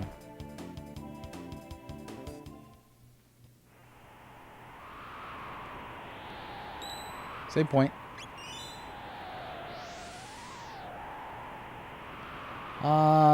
Can't remember which way is the way to go. Like, I just came through these dungeons too, not too long ago. Already cannot remember, so it's not this. It's not this. I don't need that treasure up there. I was getting all the treasures at the start of the game. Now I'm just like, yeah, it's fine.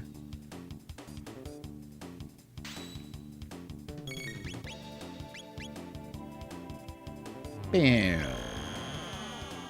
Bam. What is it? Ultima from FF6 that looks like that? I think that's what it was.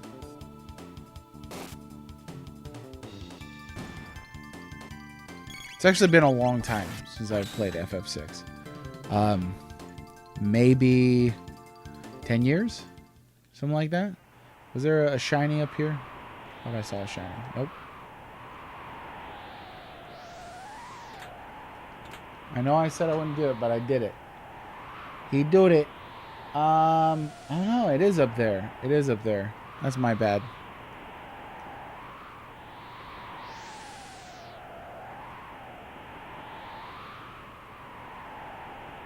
There we go.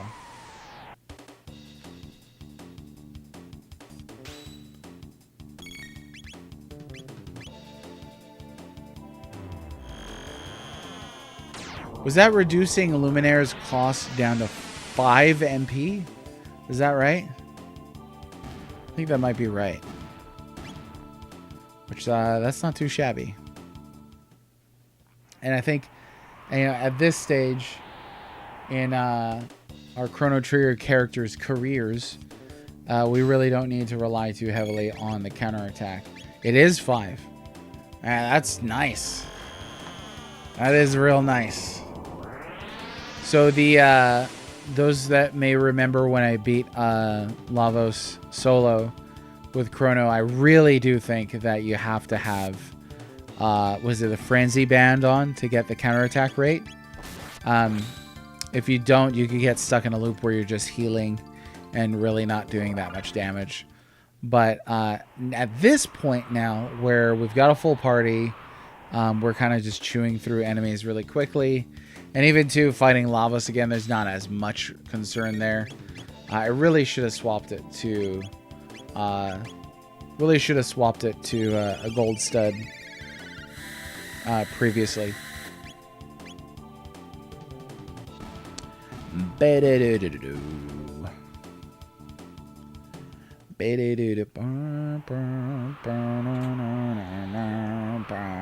There was a barrier. Useful items.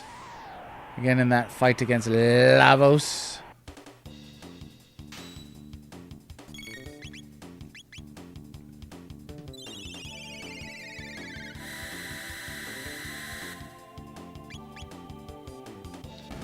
Say goodnight, Gracie. Alright, you're toast. I wonder if there was a limitation that meant the enemies had to disappear individually, or if that was an aesthetic choice. Almost there. Oh, he said it. Oh my goodness. Gold Stud was your nickname in college? Right, sure. Yeah. I'm sure it was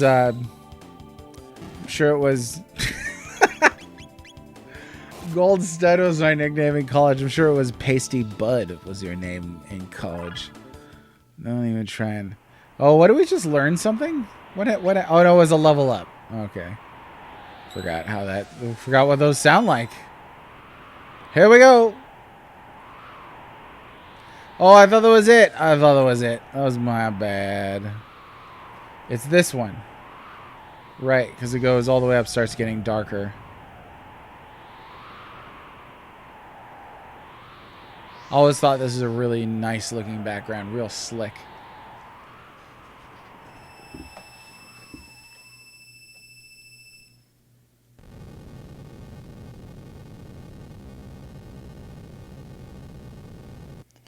Oh yeah, this goofy looking guy. Alright, Giga Gaia, you're going down.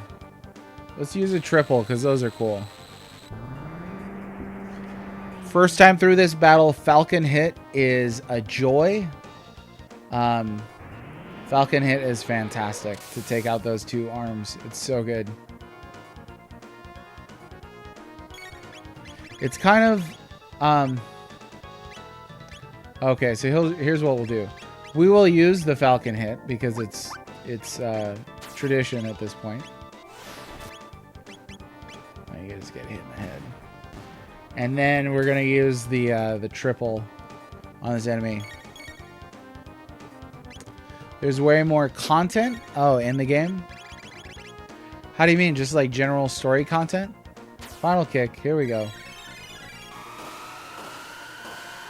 Oh, yeah. I don't think I saw that one previous. We're going to do that again. That was really cool. So what is happening here? They make like a lightning and ice orb, and then Ayla flying kicks through it.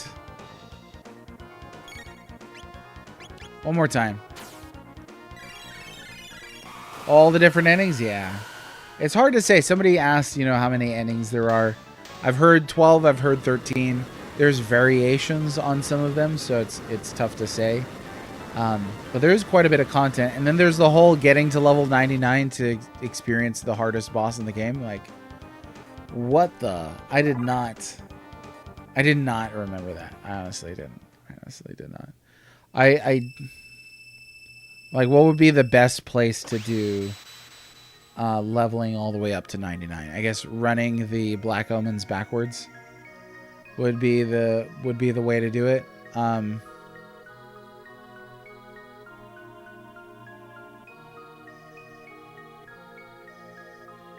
I can't think of like a really good grind spot for a ton of experience. I know I've done it before, and I'm pretty sure the Black Omens were a big part of that. There's a couple parts where you can get infinite encounters in the Black Omen. So that would probably be it. That would be the place to go. And part of this theme of Chrono and crew just irresponsibly affecting their environment in negative ways. Yeah. Causing a huge ecological disaster like dropping a mountain into the ocean. Just to free one guy. It was guaranteed people died from that. Guarantee. But that's Square. That's Square. Like, Square doesn't care if you play as terrorists in the beginning of Final Fantasy VII. Square doesn't care about the bombing mission and its victims. Like, it's just because you got to do what you got to do to save the planet. Yeah, it raises all kinds of ethical questions. And Squarists. And it's I mean, it's fair to say that, like, you know, the core of our party is a bunch of kids doing stuff that they have, you know, what they think is a really clear moral responsibility. You know, you find out about the destruction of the planet, you can time travel, you do everything that you can to try and stop that. But yeah, they've definitely, if Chrono Cross is any indication, they've definitely caused some issues to be the case. What I don't like about going down that route, though, is I don't like how that could get you to, like, The Last Jedi, where, like, it was the Jedi's fault the whole time. It was the Jedi Council's fault the whole time. And then you go, it's democracy's fault the whole time. And it's like, I don't know, you guys. Like, I remember watching, I think it was in The Mandalorian, where, like, a character kind of, like, scolds the memory of the Jedi as being, like, the reason why evil prospered. It's like, I think evil's the reason why evil prospered. You know, there's some moral responsibility, sure, but come on now. Come on. Yeah, the rebels are terrorists, for sure. For sure. Now, they're not... They're actually carrying out military coups. They're not simply causing terror for the sake of terror, you know what I mean? Like, so they're not necessarily ideologically driven. I think that sets them apart from some terrorists in our world. But yeah, certainly from the perspective of the Empire, they're a terrorist organization. Ragtag. That's fun to say. Ragtaggy. Okay, I think it is time for me to go. Somehow, Lavos return. If you're gonna base your whole story off of a somehow, no, just kidding. All right, my friends, thanks for hanging out today. Excellent chats. I really enjoyed talking about the topics with you. I hope you come back tomorrow. We will be playing more Chrono Trigger. Go figure. But we will be starting a new RPG before the end of the week. My voice feels like it's getting thrashed. There's a lot of talking today. Peace out to yourself. Have a good day, everybody, and I'll see you next time. Take care of yourselves. Bye-bye.